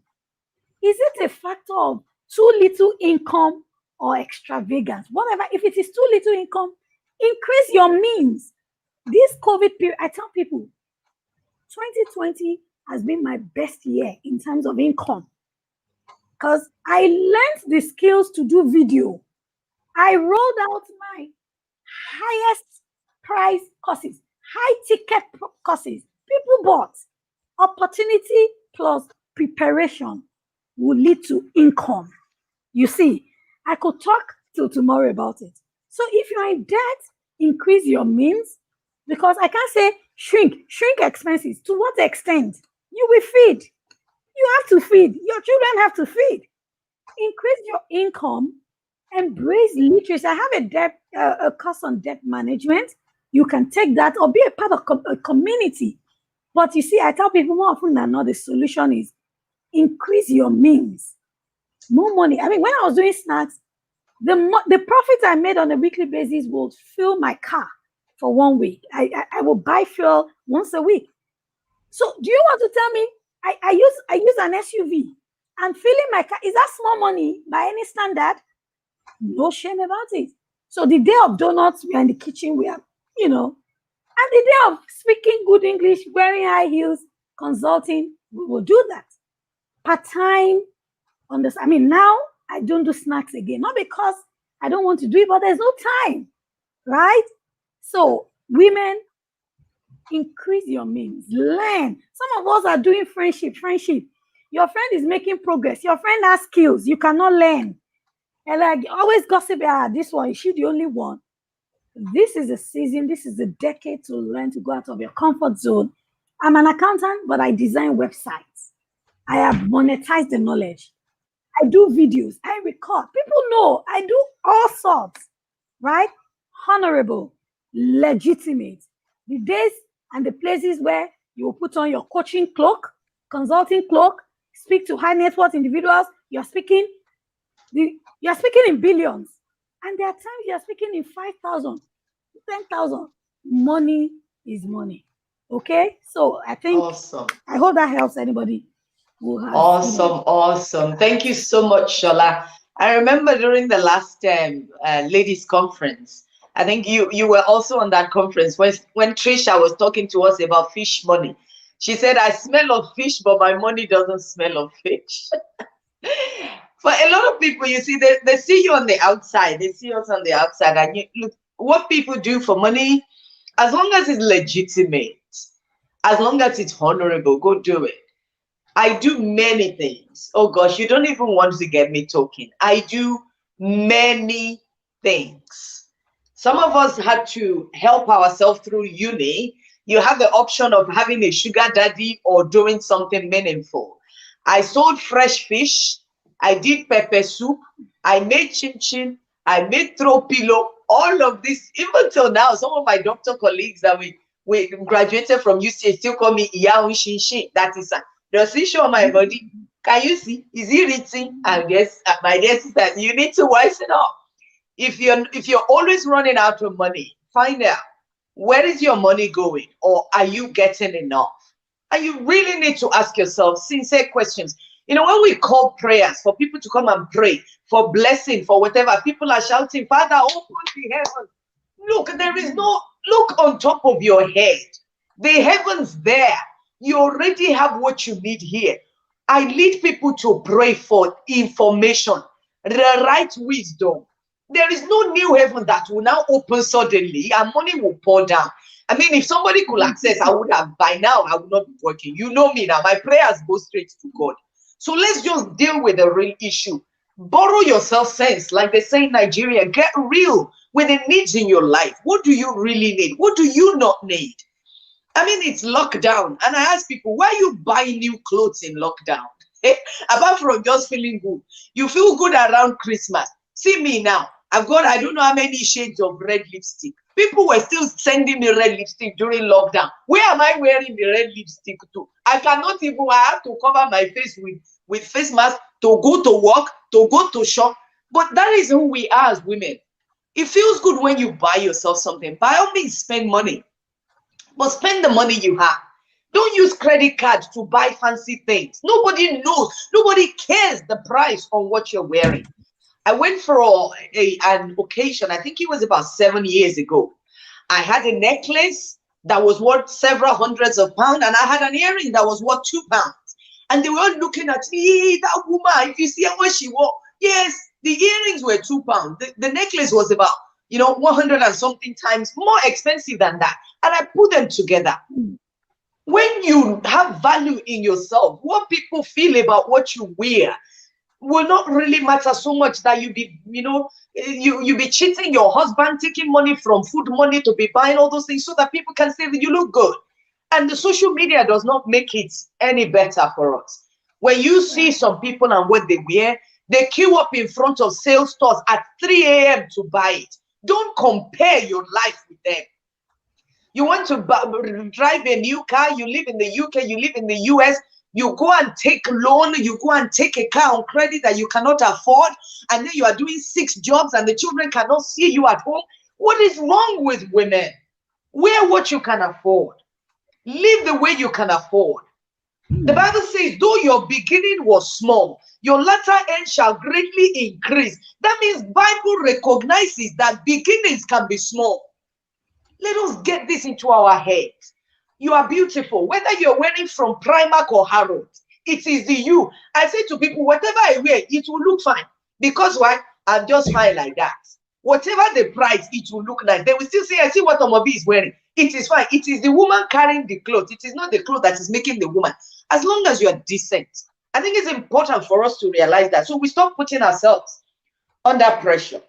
Sister Adetola, now I've got this one, which is not a very nice one, but that's your next question, Sister Adetola. Okay. My husband walked away, leaving me with the responsibilities of the children and their care. Once in a while, he calls and speaks to them. I am left groping and I have meager income. We have 3 properties, including the one we live in at the moment. He is living large and gallivanting with his mistresses. Is there any way I can get my rights as his legally married wife and also get what is due my children? We are located in Nigeria. Wow, this is pretty serious. You see, the thing there, of course, she's got legal rights. She can. There are several options that she can she can actually take. Well, the first one is that she could decide she wants to go through the courts, right, to apply for maintenance. And the applications she can make that a lawyer can assist her with to be able to get some money to maintain herself and pay the bills and all that.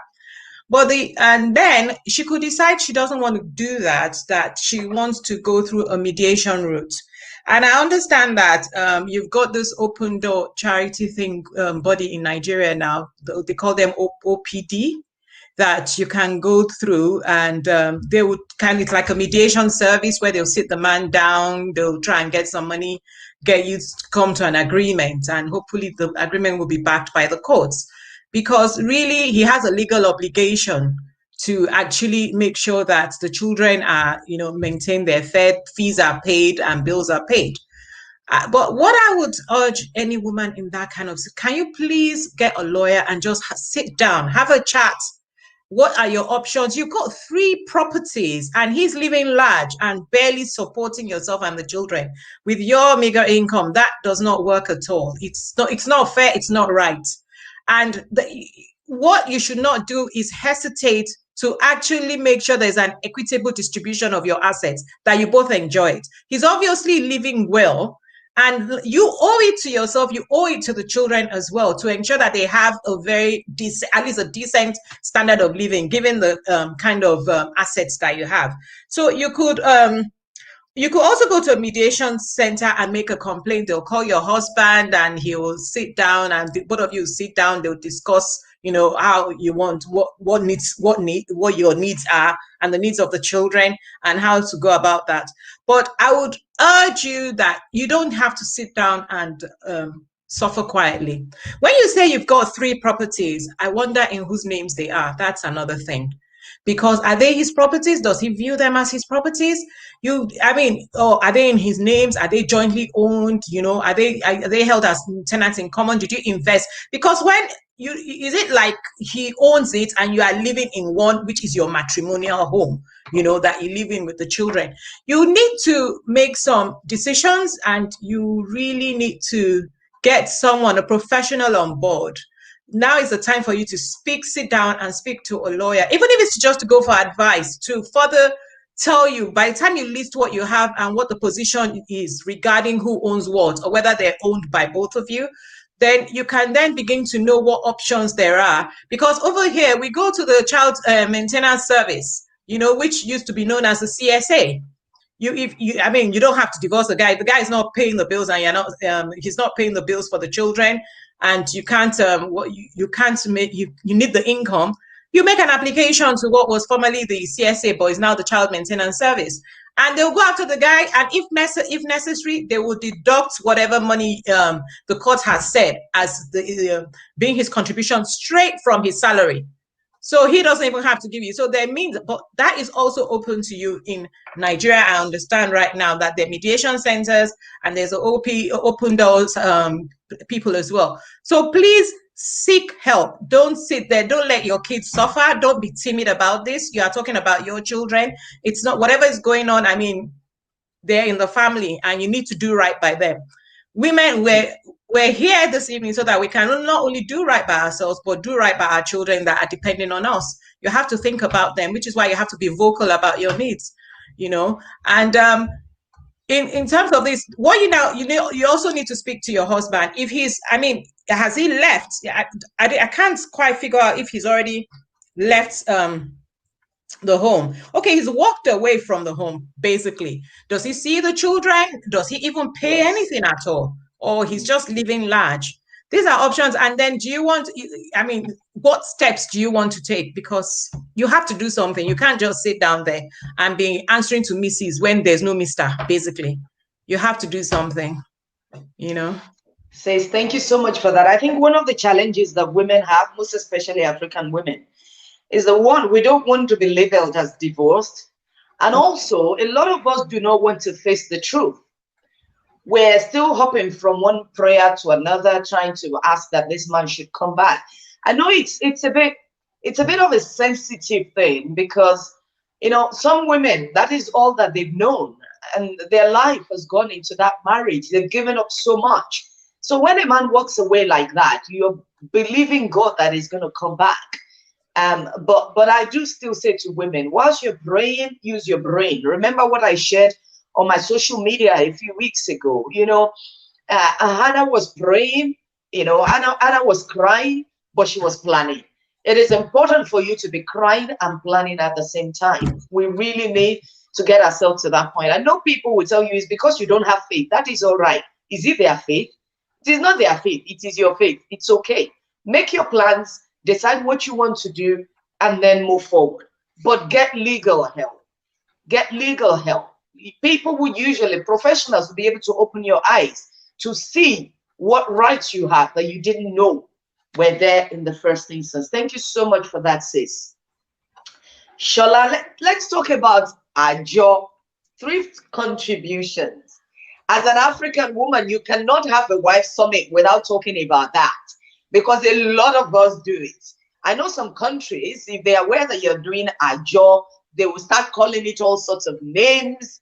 But you see, we're not going to say whether we do Ajo or we don't do Ajo, but should we do Ajo, and what should you look for in such a contribution? What are the red flags that tell you, no, don't put your money there?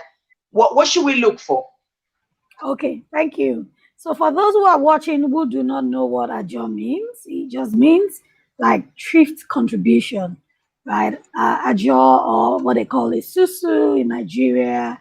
It's just some form of savings whereby you put money together on a monthly basis and each person collects turn by turn.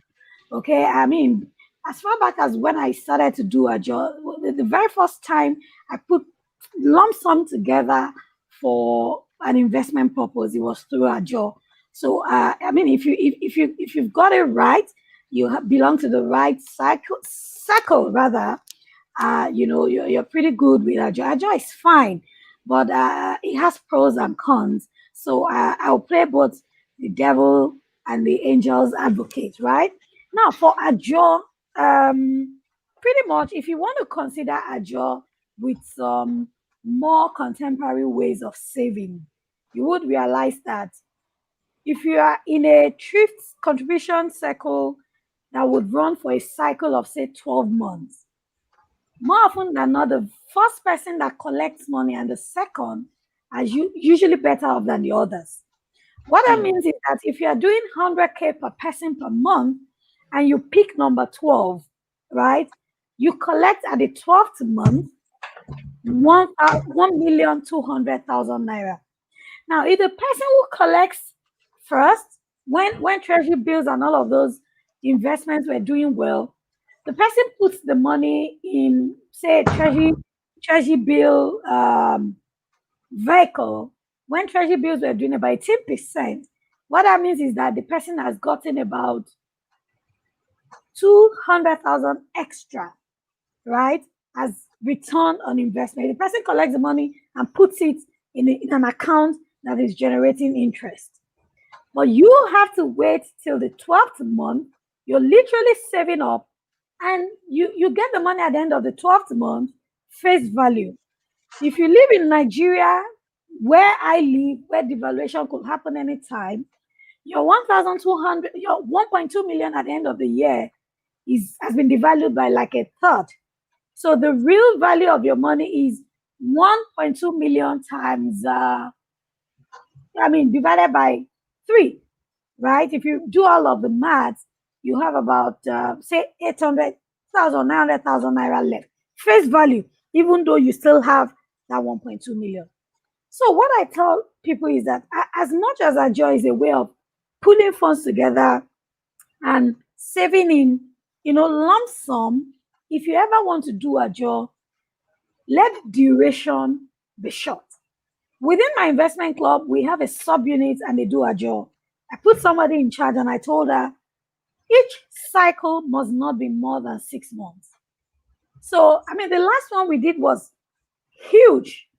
Many people, I don't have the statistics offhand, but it ran into millions. What that means is that, and we're doing the same thing this year, January to July, the last person must not collect anything more than 6 months. Okay? So we run the cycle. Once it is July, we start again. If it is possible, I'll have us do 3 months, because I understand what it means to wait, till the very last month. But some people wouldn't even care. I know people, we're starting another cycle, and some people say, I want the last one. Sometimes I'm like, you are not learning from me as much. is if you are learning from me, you don't want to save up your money, What if anything happens? Devaluation like it happened last year. In January, $1,000 was just 360K. By May, June, it was 480. You have lost a third of your money.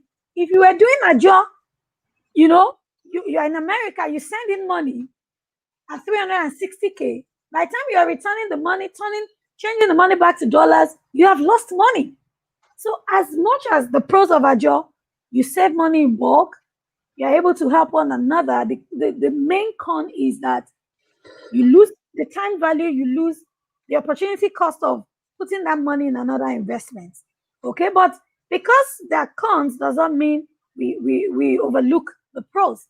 If you would do a job, short cycles. Let everybody collect, start all over again. That's number one. If you will do a job, I have been fortunate. Before the club became so big and I couldn't manage it, I was the one managing the job, right? I was fortunate because some people say, no, it's never been like that. But I think the third thing is that controls. So first thing is short cycles. Second thing is right people. How do you know the right people? How do you determine? The last job we did, last year, 2 cycles, there were people from the US, from the UK. We have people in my club, I haven't met more than 70% of them. But before you do their job, you will drop a guarantor. You will drop your data page.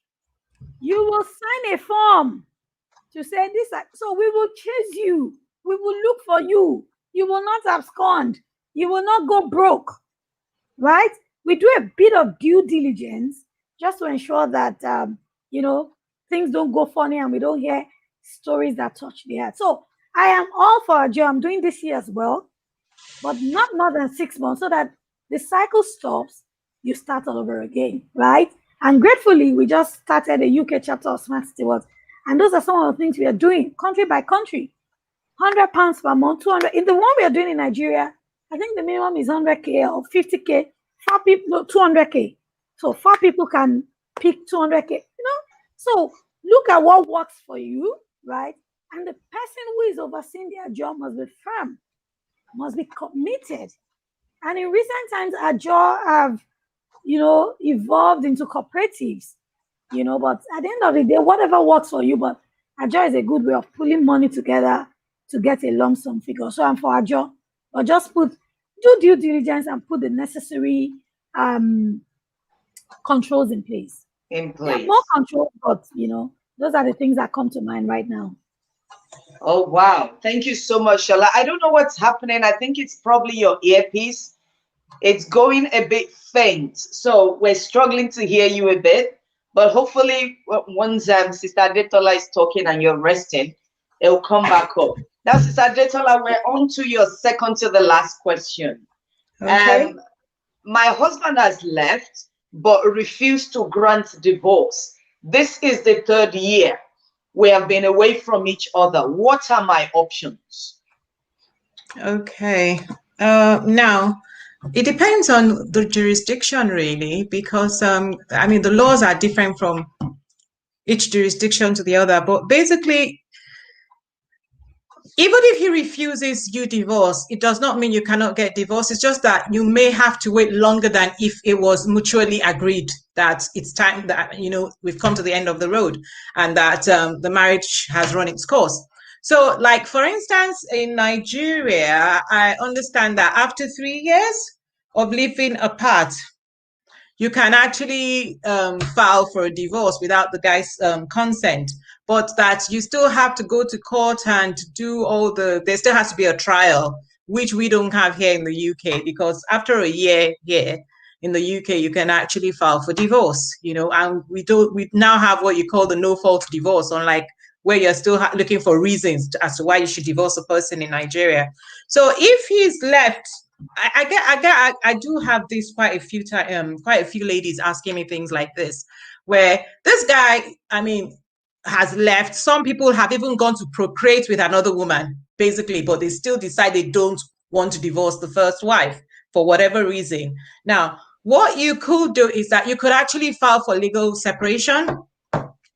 so that technically by law you are legally separated, and that kind of helps you. It protects your assets as well, and you can go around, and if you are one of the people that you're reluctant to go for a divorce because you're in the God hates divorce group, then a legal separation is not a divorce.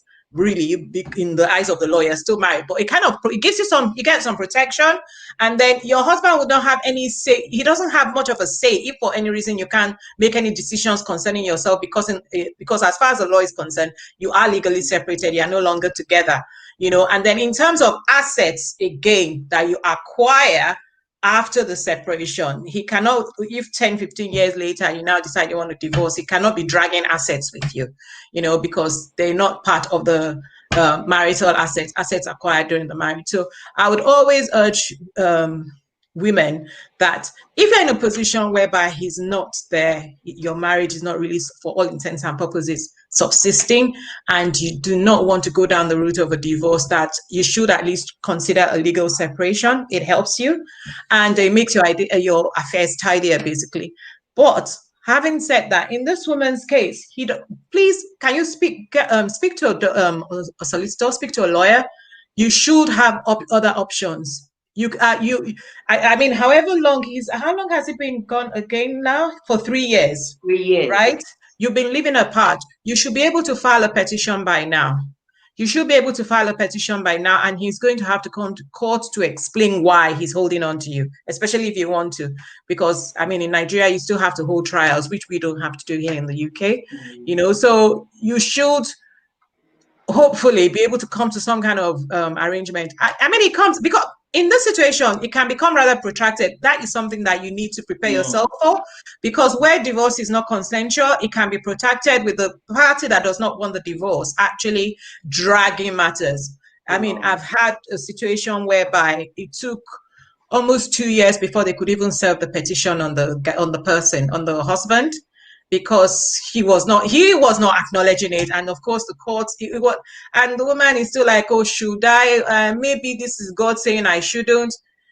Guess what? He's already left home. Church has closed. So maybe you might have to make some hard decisions sometimes, for your sake and the sake of your children, because these things do impact. And if anything, God forbid anything happens to a woman, if the man is still technically your husband, he gets the rights to your assets. He determines how your assets are distributed, if your children are going to even benefit anything. I mean, there's a story. There was one I was familiar with a woman that passed away suddenly here in London, and even though herself and the husband, they lived together and they were estranged. It happens in London a lot, because people are living their separate lives, but they're still under the same roof. She was considering a divorce, but she had not taken any steps, and she just slumped from a heart attack. And believe me, it was a grueling time for her girls, because the husband did not bury her body for over, as at the time they came to ask me for advice, her family came to ask me for her advice, he had not buried her. Her body was still in the mortuary over a year later. Yes, he had not buried her. Not only he was insisting that from a certain part of Nigeria that he wanted to take her body home to go and bury, was not making plans. Her family were asking, they actually made an application to the High Court here, a writ of habeas corpus for the body to be released to them so that they could bury her, which was turned down because guess what? Remember what we were talking about earlier? Next of kin. The husband is the next of kin on paper, but this is someone that everybody knew that their marriage was not, it was not working. So sometimes you have to make the tough decisions while you are able to for the long term, because all her benefits from work, she was a medical person, all her benefits, everything. This guy took everything. He sat on everything, and by the time they came to me, it's like, we can't do anything because the laws here they're not as fluid as things can be in Nigeria. You just have to wait for the guy to decide whenever he wants to now, do the decent thing and go and bury her. He wasn't in a hurry and they had children. So you have to make these decisions. Being separated does not mean that you should not make decisions. You really should, and hopefully by the grace of God, you will make the right decision for yourself and your children in the long term. It's always important to think about the fact that whatever decision you make, you might be comfortable with it, but how is it going to impact on your children's future? How is it going to impact on your children? You might be able to take certain things and you can manage them, but is it fair for the children to also have to manage the situation? Should anything happen to you? What's it going to be like? The same person that you cannot trust with funds while you are alive, are you going to be able to trust this guy to look after your children when you're gone? That's one of the things that you have to decide. Is he going to be capable of managing the funds, or is he going to I don't know. You just have to make some tough decisions. So she should please go and get someone to actually sit down with a lawyer, talk about the assets, so that the right application can be made through the court, since they have assets on ground, and then who knows, if they've got assets and there's a tenant somewhere, they might decide that the rent should be coming to her. Depends on the kind of application that her lawyer makes. But she should not sit down there and play the role of a martyr. It's not fair on the children. No. Wow. Thank you so much, sis. Thank you. Now, before I go on to the last question for both of you, I just want to stop here and ask all the people who are watching us that Precious Jewels is the one hosting this Wives Summit. We are on YouTube. If you're on YouTube, if you're watching us on YouTube, please try and subscribe to us. There's so many videos that you will learn so many things from on our YouTube channel. And if you're on Instagram, follow us on Instagram. We are Thy Precious Jewels everywhere. We're on Instagram, we're on YouTube, we're on SoundCloud, where the audio of this session will be on SoundCloud by tomorrow morning. We're also on Twitter. So try and follow us. We always do you good. We do have women who have come several years with us. One of them is Sola and Sister Adetola, as you can see. Most people don't leave us once they find us. So feel free to follow us. We don't mind at all. And also, in the course of the week, last week, I asked people to submit entries for Wives of the Year. We've got 6 Wives of the Year. It was very tough. I had to pull in people. I pulled in women.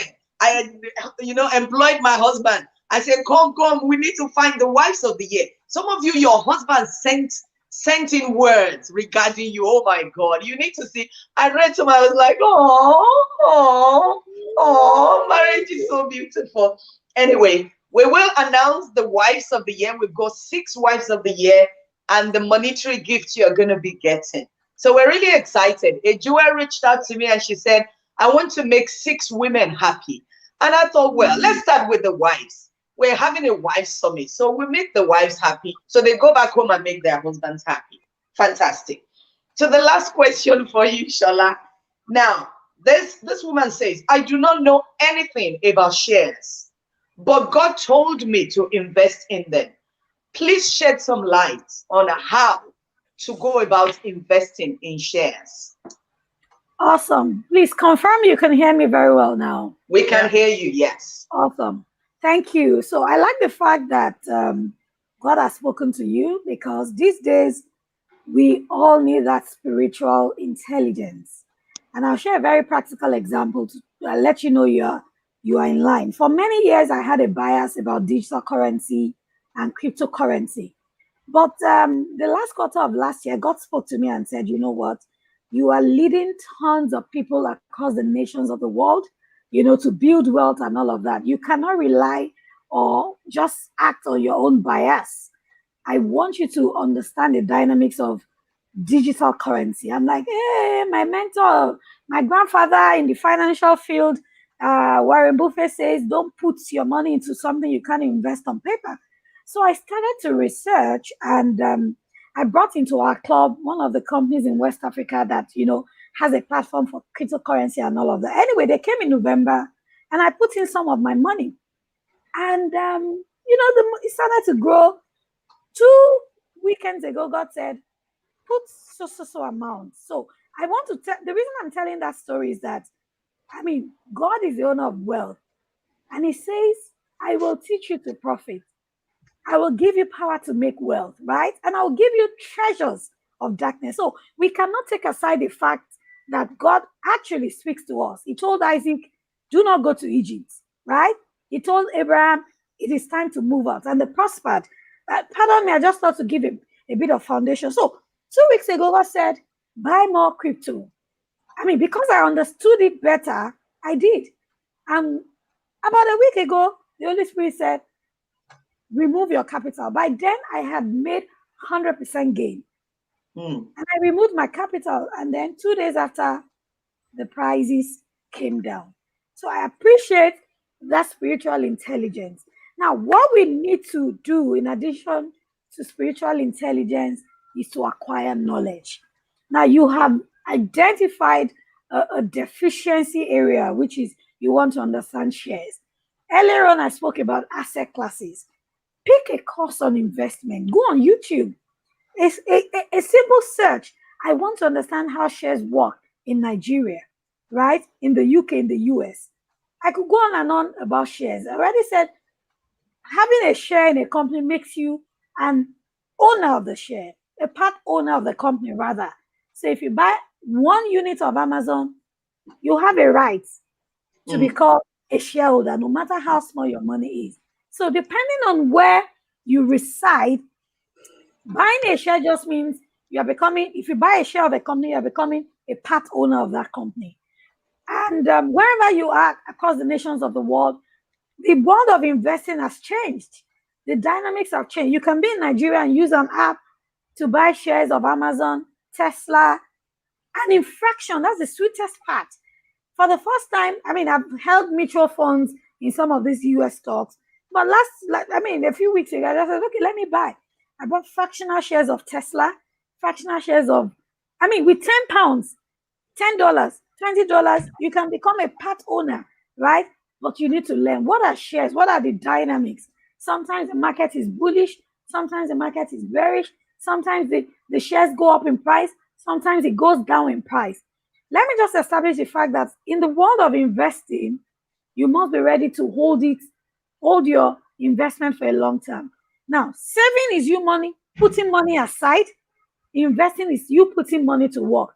When you are investing, plan to invest on the long haul. Now, a lot of people, what we do is trading. And they say the share is the one that is, then you buy. The market is falling, then you sell. That's not investing.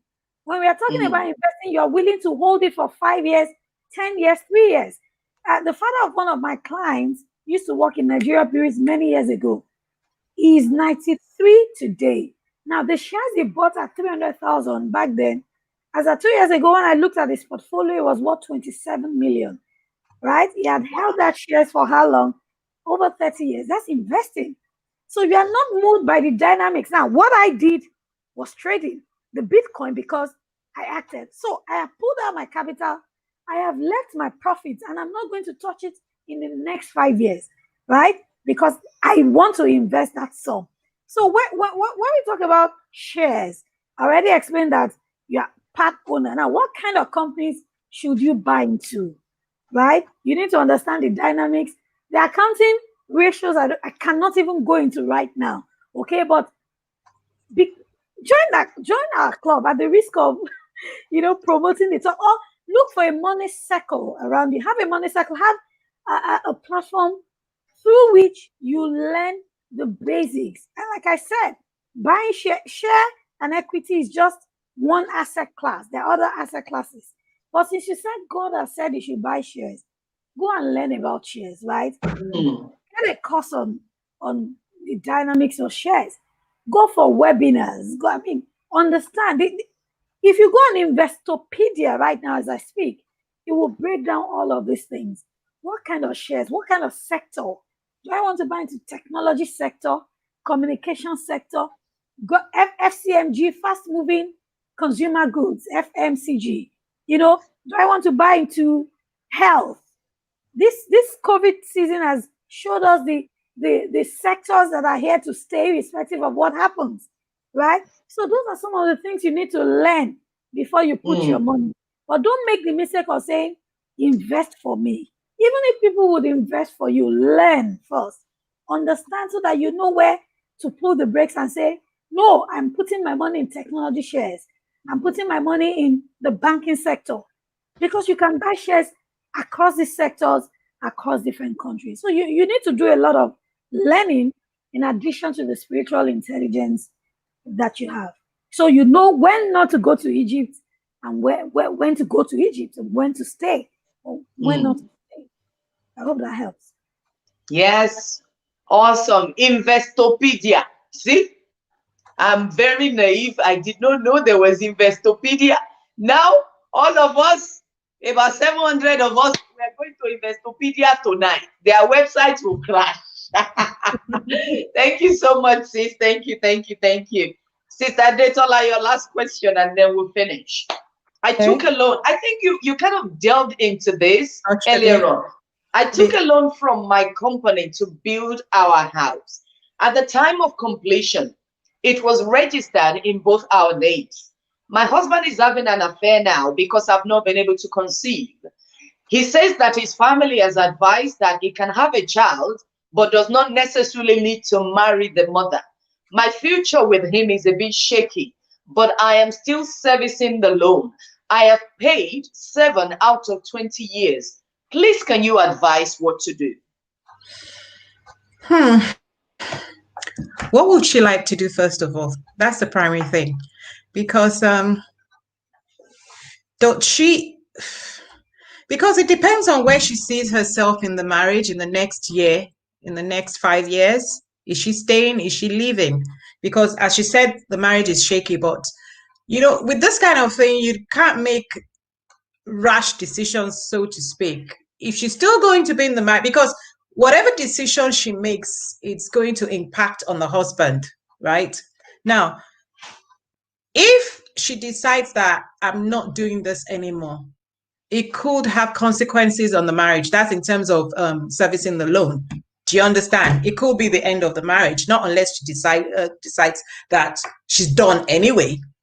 Now, in this situation, you can go back to the company because both of you would have signed papers, regardless of who took out the loan, for the husband's name to be on the paperwork as well. You would have, signed some papers, even though she's the one servicing the loan. What she now needs to do is go back, if she wants to. Do you want to remove his name, or do you want to continue to do that? Now, the way things work in Nigeria is different from the way they work over here. Because when two people buy, when you borrow money here in the UK, for instance, and in America as well, when you borrow money to buy a property, you borrow money from a mortgage lender. And that could be a bank, that could be a building society or whatever. You apply for a mortgage in your joint names if both of you are buying. Yes, and the credit check is done on both of you, and then they release the money and you buy, and then the charge is put on the property. Now, in Nigeria, people can approach their companies who then lend them this money, which I'm guessing is what happened in this situation. And then the company now deducts the money from the salary for a set amount of years.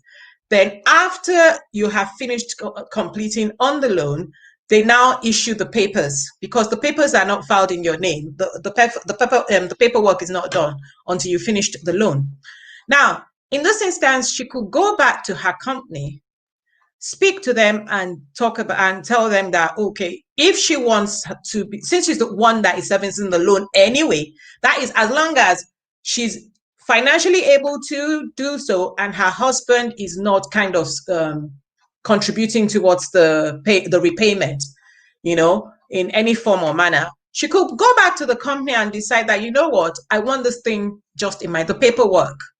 I want it just in my name. But it's more than likely that the husband is going to be notified. But since they are still paying the loan, the paperwork, the title documents have not yet been issued in either name anyway.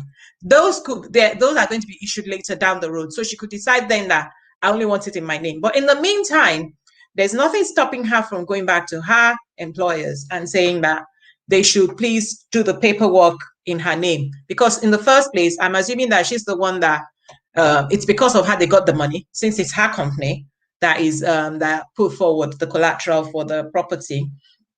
Now, it's very important that when you do things like this, I think with a company and all that, there's no harm in, if you are in the process of buying a property, right, and you are not sure where you stand, there's no harm in buying a property in your name. There are women, there are couples that the property is owned by the woman and the man can be put on the property later. You know, there are lots of people that buy assets in their wives' names. It does not have to be, it doesn't even have to be in a joint name.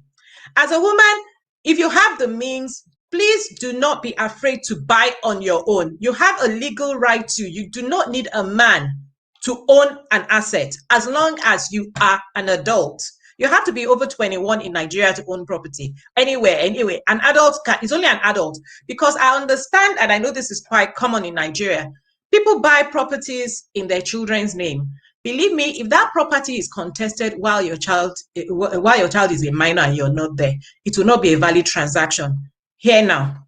It is so common. Women will say, because there was one that somebody came, this is somebody from Nigeria that came a few weeks ago. I was asked to consult on a transaction, who wanted to buy property here in her children's name. She did not want the husband to have anything to do. And I said, you have to, I was now telling my colleague, I said, a trust has to be created. This is not Nigeria where people buy assets in their children's name. That child is a minor and therefore cannot hold property in their name. So in Nigeria, if you are buying assets in your children's name to protect the assets, not even in your name or with your husband, you need to create a trust if your children are minors. Because if anything happens and it becomes the subject of a dispute in court, you find out that the transaction was not a valid one. And that will leave you, it creates a whole totally different kind of mess. So in a situation like this lady, she should go back. If you're, especially the husband, things are a bit, there's no harm in you going back and saying to the loan company, to your employers that, is there any way that, look, I don't know, the thing, I'm hampered as a legal person because every case has its own set of facts. So my advice is kind of, it's not specific enough because I don't have enough facts to be very specific in the advice I'm giving. So I'm trying to be as general as possible about it. But I would say that you need to go to the company, explain that you would like the property in your name. If 5 years, 10 years down the road, because you said you've got 20 years to pay it, you've got another 13, you've paid 7 years.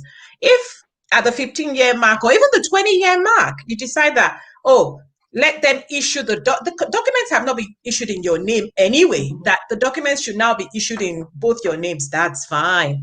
But just remember that as you do not have any kids right now, God forbid anything happens to you, if your husband manages to get the money and does the property, it goes to him. We hear all sorts. So please speak to a lawyer. Ladies, go for advice.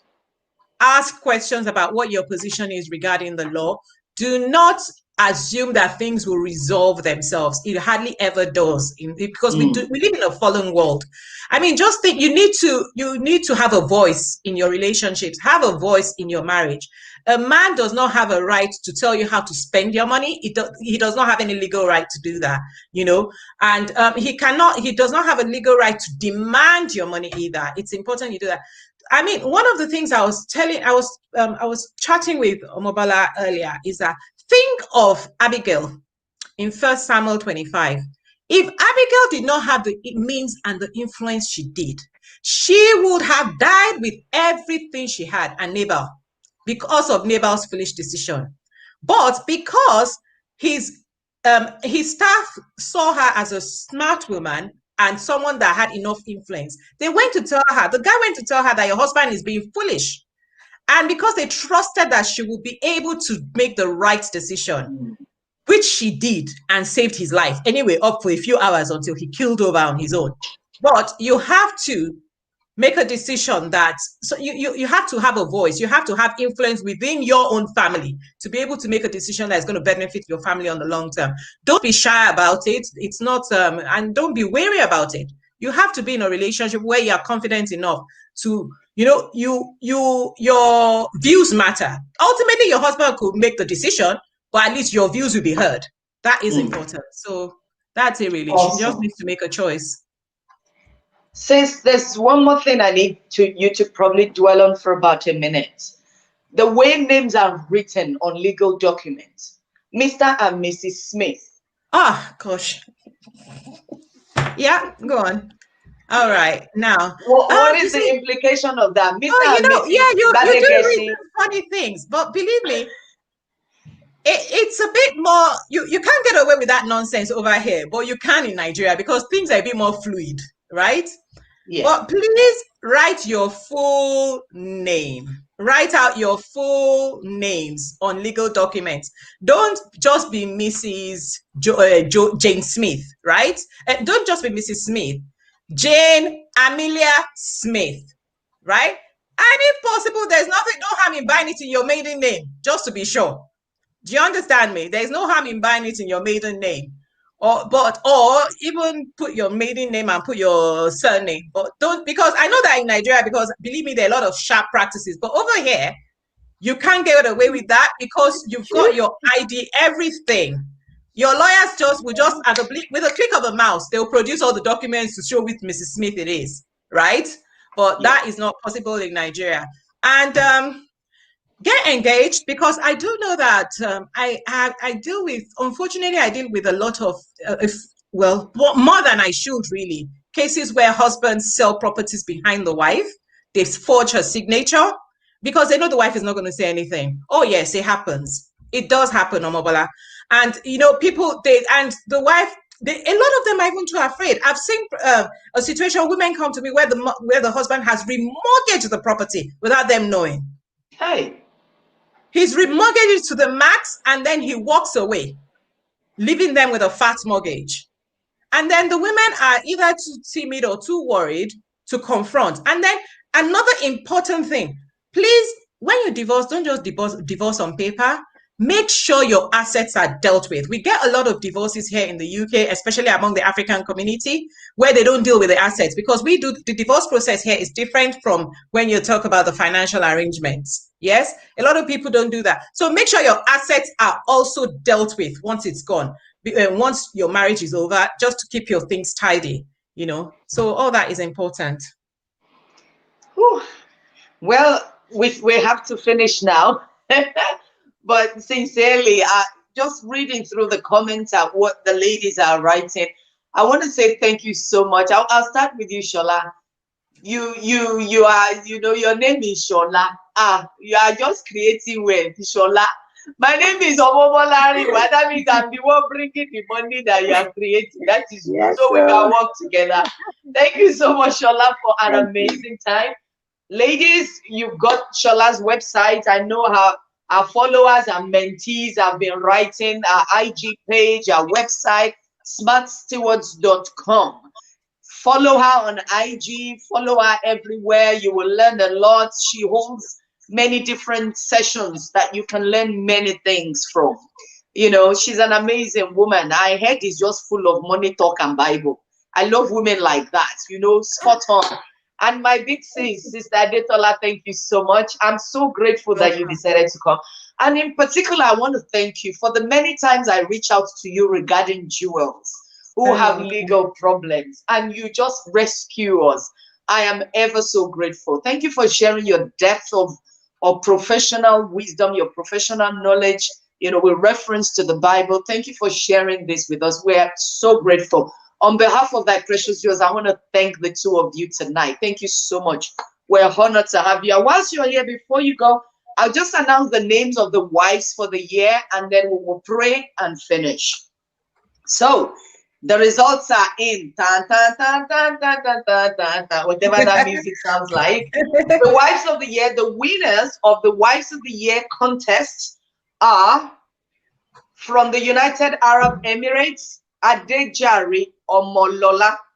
From Nigeria, Adesokon Adebukola Ugelke. I hope I pronounced that well. From Nigeria, Titilayo Sojioni.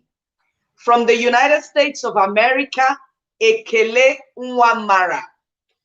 From Nigeria, Owolabi Adenola Mojisola. Last but not the least, from Nigeria, Yemisi Agbola Are. So these 6 ladies, you've won $50 each, equivalent in Nigeria, 20,000 naira. You need to contact us if you haven't heard from us, but We will try and contact you. My PA will be in touch with you via the mobile number you put on the application. We asked you, we requested your WhatsApp number. It is for the purpose of giving you the good news so that we can get your account details. So I will tag the names of the winner. I'll type it on Instagram and on Facebook. And so the person who donated to this cause, thank you so much. You can imagine how glad these women will be. Their stories are just amazing. It was difficult to choose, but some of these women, the Bible says, many daughters have done greatly, but you have done better than them all. These 6 women, amazing stories of what it means to be a wife. And some of them, their husbands backed up their stories. We are so grateful. We've got to go now. Tomorrow morning, we're back, 9 a.m. UK time, 10 a.m. Nigerian time. And we're going to be dealing with, look, these women coming on tomorrow, just forget.